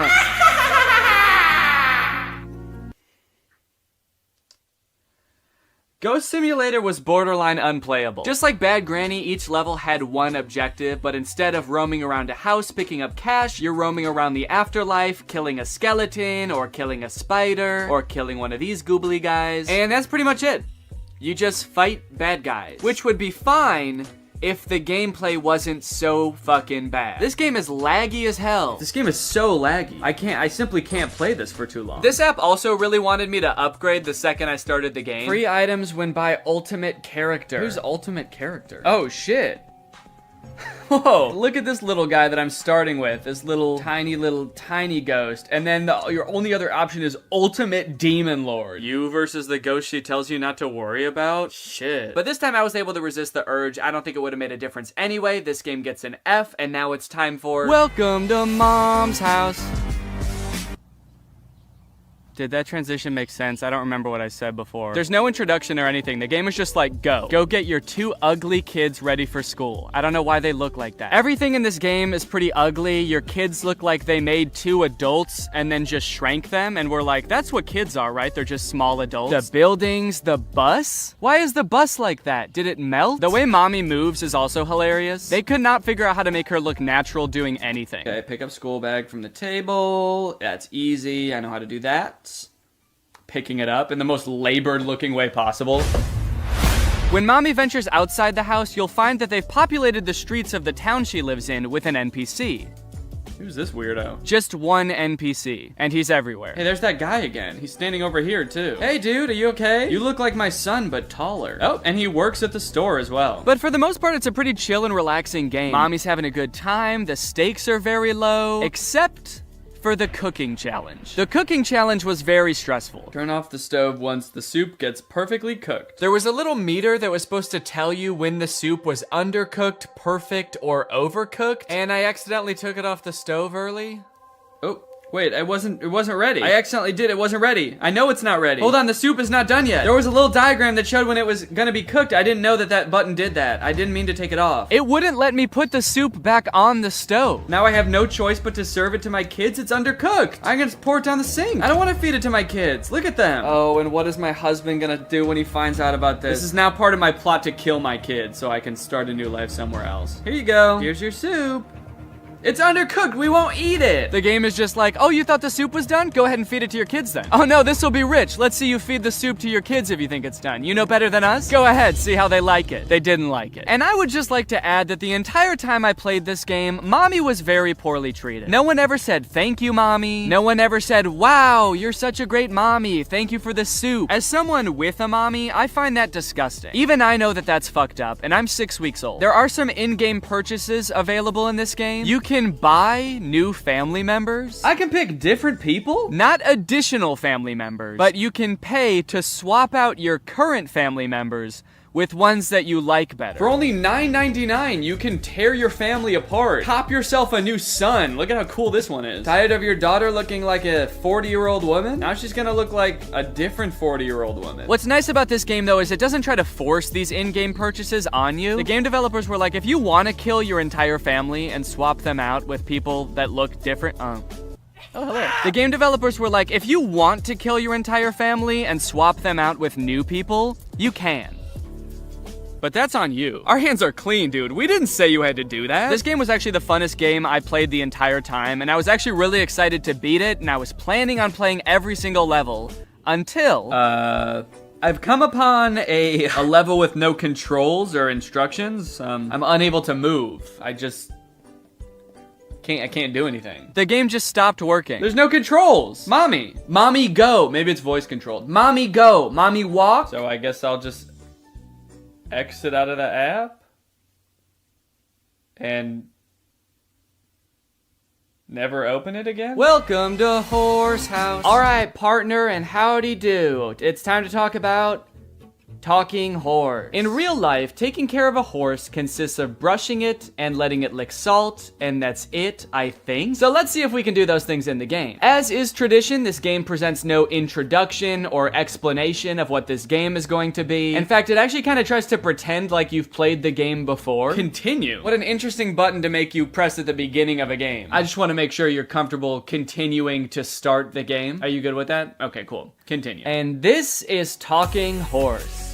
There's a horse on the screen, and a few things you can do with the horse. He can dance. Oh shit, get it, little horsey. He can also fart. And there's actually a couple of secret things that aren't labeled as like buttons that you can do on the main page. It's kind of like the secret menu at Starbucks. For example, you know how if you go to Starbucks, they don't have beating up a horse on the menu, but if you ask, they will let you do it? What happens if I poke him? Oh shit, did I beat up my horse? Right at the beginning, the game also prompts you to allow access to your microphone, and once you do that, you get to find out why the game is called Talking Horse. What is he doing? He's like looking at something? Am I supposed to click on that? You think I'm supposed to click on that little chick? Also, what is he doing? He's like looking at something? Am I supposed to click on that? You think I'm supposed to click on that little chick? What? Wait. Wait. Hello? Hello? He copies you. Imagine how many people have played this game and were not talking to their phone while they played this game and just never found out why the game was called Talking Horse. I killed John F. Kennedy. Yo, this horse is crazy. Press on the little video game controller on the main page and you will be taken to a list of mini games you can play with the horse. You got Jumpy Horse, which is basically a direct copy of Doodle Jump, if you guys remember that game. You got Horse Smash, where the violence towards horses continues. Horse Smash has a normal mode and then also a hostage mode. You know how horses are always taking hostages? Is the horse taking people hostage? Yeah, the horse sometimes has a duck, and I'm guessing I don't want to hit the duck. Whatever you do, don't hit the duck, dude. That's animal abuse. But if you ever see a horse pop out of one of those holes, break its skull with your hammer. Kill the horse. Wait, so they have a Jumpy Horse and Horse Jump. They really couldn't come up with any other game mechanics. They were like, how about a jumping game, a smacking game, and then, I don't know, dude, a jumping game? What do you want to play? You want to come up with ideas all day? You can collect coins a few different ways from what I've gathered. You can get them in games, and you can also buy them with real human money. And when you have enough, you can unlock new and fun things that you can watch your horse do.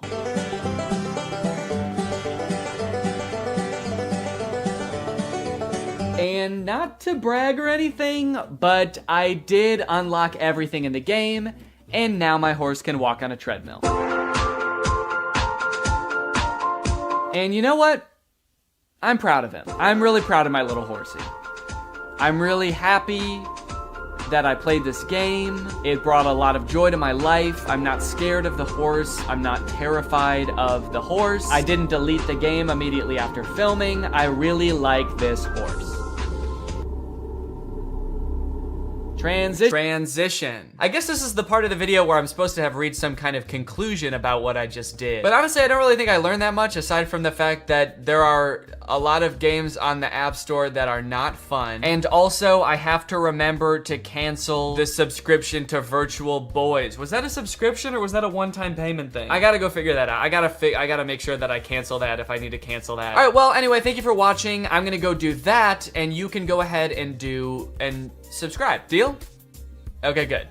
Bye. Life as a new dad is pretty good. Rocking my baby to sleep, watching him crawl for the first time, and there's so much to look forward to. Like finding out what kind of TikTok dad I'm gonna become. There's so many types of dads on TikTok. You got Frog Dad. I could be like Addison Rae's dad, begging Young Gravy to box him. One thing's for sure, whatever kind of dad I become, I'm excited to do it on TikTok. Wait, what is this? TikTok is getting banned?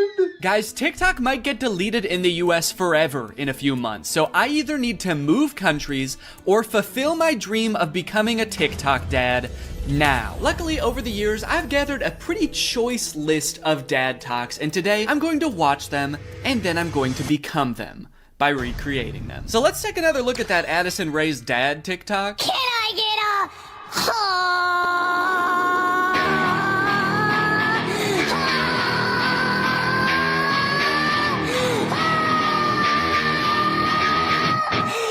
Okay, so this TikTok is from a couple years ago. It's from 2022. And if you were unaware of this situation where Addison Rae's dad wanted to fight famous rapper Young Gravy, I believe it started because Young Gravy made some comment on a podcast about finding Addison Rae's mom attractive. Now, Addison Rae's dad and his mom aren't together and haven't been for a long time, I think. But nevertheless, Monty, that's his name, Monty Lopez, decided to settle the score by getting on TikTok and begging Young Gravy to fight him. Can we meet now? Like today, it's August 9th. 2022. I'm ready and I bet you're not. Only a boxing match. Do you have what it takes? Please, I'm begging you, Young Gravy, fight me, please. I'll let you win. I don't care. You can bring a gun. Just don't kiss her. Also, because of the UMG thing that happened recently where they removed all their music from TikTok, this TikTok is completely silent. I'm guessing it had more of a badass vibe to it when it actually had music, but now it's just kind of sad. But to be fair to Monty, that TikTok was like 2 years ago. The beef has since been resolved, I think, or Monty just realized that Young Gravy was never going to respond to him, so he stopped trying. But let's see what Monty's up to now. What's going on, everybody? Happy holidays. We got some real funny videos that I'm about to show you. Let me know in the comments below which one you think was the funniest. Cool, man. Yeah, those are some pretty funny videos. Did you steal them, Monty? Did you steal the videos? Bad, Monty. I like that Monty is compensating for his old videos having no music by putting 3 times as much music as is necessary in this video. I don't really think that this exact genre of TikTok speaks to me. I don't really know if I want to become like the content stealing kind of guy on TikTok. Hey guys, check out this crazy clip I just saw. You're gonna want to buckle in. This is 3 hours long. I should give Addison Rae's dad type dad a shot though, so I'm gonna be recreating that first TikTok. Okay, so I was trying to think of who it would be funny for me to be trying to fight in this video. My first thought, for some reason, was Joe Biden, but I feel like if I posted a shirtless video of me screaming and begging Joe Biden to fight me, I would be investigated by the FBI, the CIA, trying to think of any other 3-letter acronyms, AJR maybe. So I'm not gonna do that. Maybe it would make more sense if I just challenge someone who already does influencer boxing, like Jake Paul. I could make this same kind of shirtless screaming video, begging Jake Paul to fight me. I can't just stop there because Monty didn't stop there. Oh no, no, no. He challenged him, he begged him, he asked him to come to his house right now, and then he also pivoted to just posting silly videos on his page. So I'm gonna try to encapsulate all of that into one video. I also noticed in this video when he stands up, it like, well, one, it says run white boy run at the bottom, and then it also reveals that he has a tummy tattoo. So I don't know if I should incorporate that somehow. Like when I stand up, there's a funny tattoo on my tummy. Maybe it's just a heart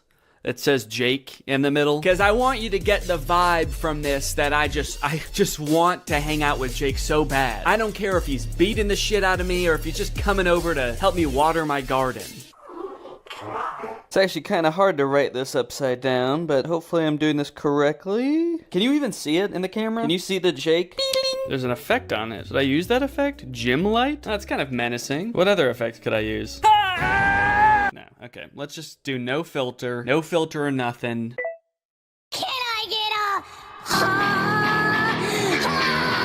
I didn't like filming that at all. Actually, I hate that. I'm gonna put my shirt back on. Yeah, sorry, I hated that. I'm gonna keep my shirt on, actually. I thought I was gonna do it with my shirt off, man, but I can't do it. I just can't see myself convulsing shirtless like that. I don't even think I want it on the internet, to be honest. I don't want it. Nobody should see that. So it's gone now. I'm just gonna have to live with Jake tattooed on my tummy, and that's just gonna be a secret between me and you guys. Nobody's gonna know that happened. Okay, let's try again. Shirt mode activated. It's hard to press the start button the way I have my phone propped up. The keyboard's kind of in the way here. There we go. Okay, shit. God damn it.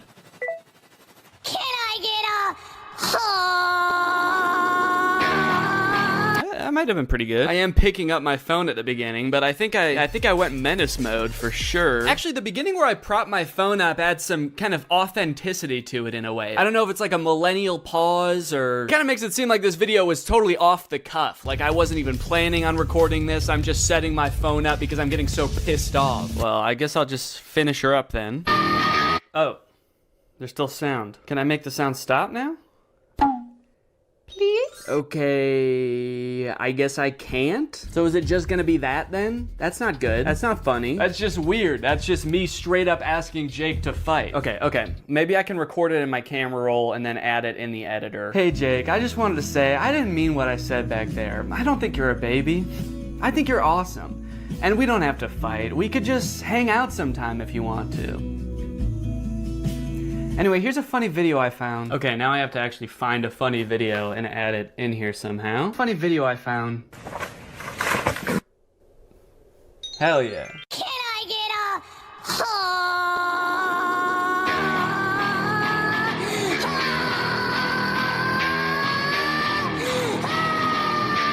Hey Jake, I just wanted to say, I didn't mean what I said back there. I don't think you're a baby. I think you're awesome. And we don't have to fight. We could just hang out sometime if you want to. Anyway, here's a funny video I found. Yeah, I think it's perfect. And I think it's ready to post, and I'm not worried at all about what people will think when I post this. So I think after I create all the TikToks, we can take a look at some of the responses to them. Okay, next TikTok. My daughter being in a toxic relationship. Hashtag POV, a pack sticks up for each other. One of my favorite things about this TikTok is how many people show up. I thought it was just gonna be the dad at first, but then more and more characters keep coming in. It kind of makes the dad seem a little less badass. Like, no wonder the boyfriend's scared. He is severely outnumbered. I also love how the uncle comes into frame by touching the brother's shoulder, but it's obviously just his own hand touching his own shoulder. You know you're in for trouble when you feel your uncle tap your shoulder. You know how uncles do?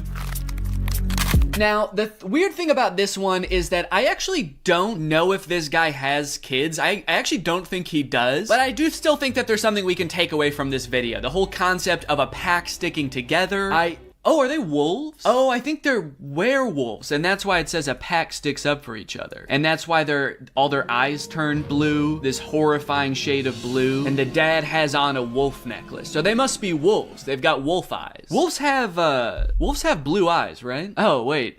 They don't. Wolves have brown eyes, it looks like. I must be thinking of huskies. Oh yeah, huskies have blue eyes. Are they huskies? Leave her alone, buddy.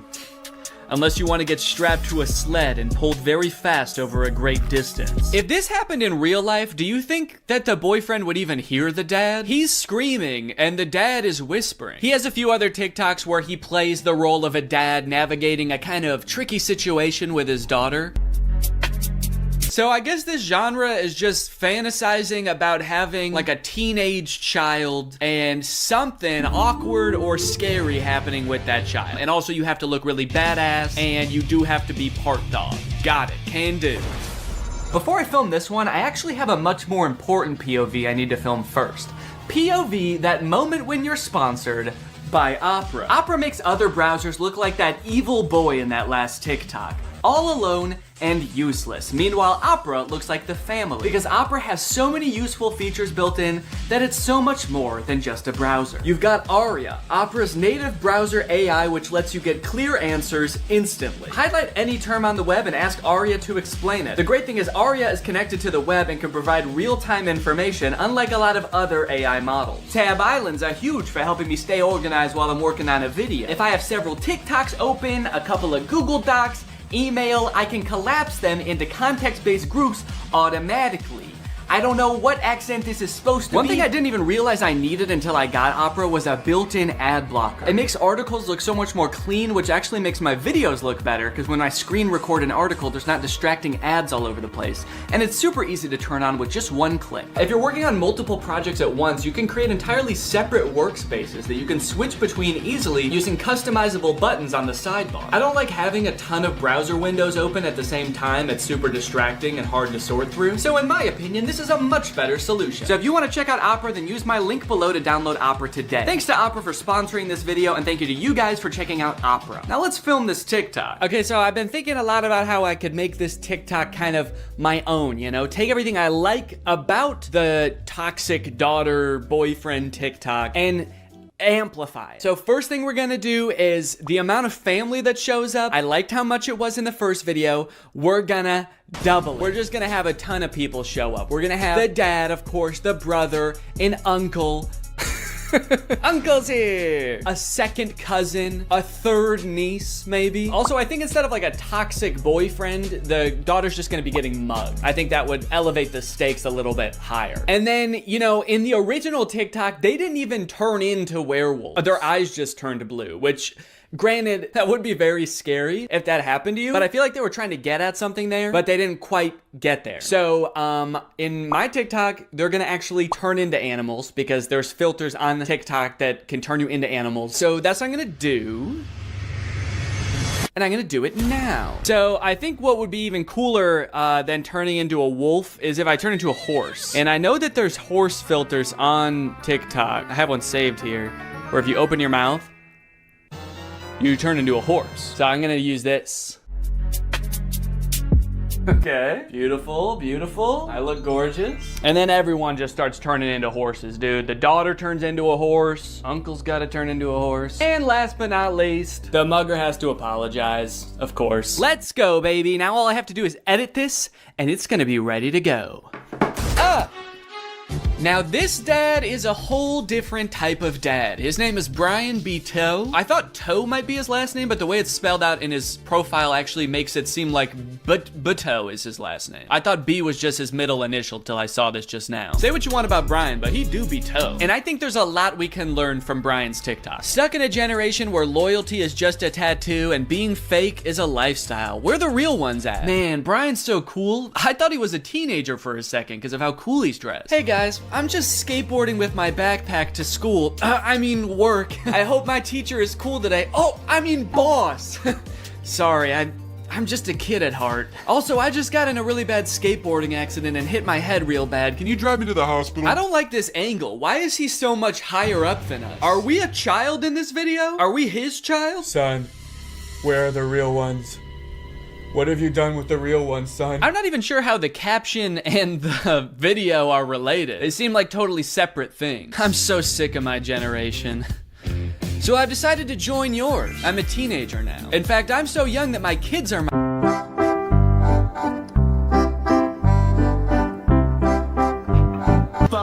All right. Now, obviously, I don't like this video. I don't like it one bit. But I'm mature enough to realize that I'm not the target demographic for this video. This video is for MILFs. 'Cause you a MILF. And I'm not a MILF. I'm at most a dill.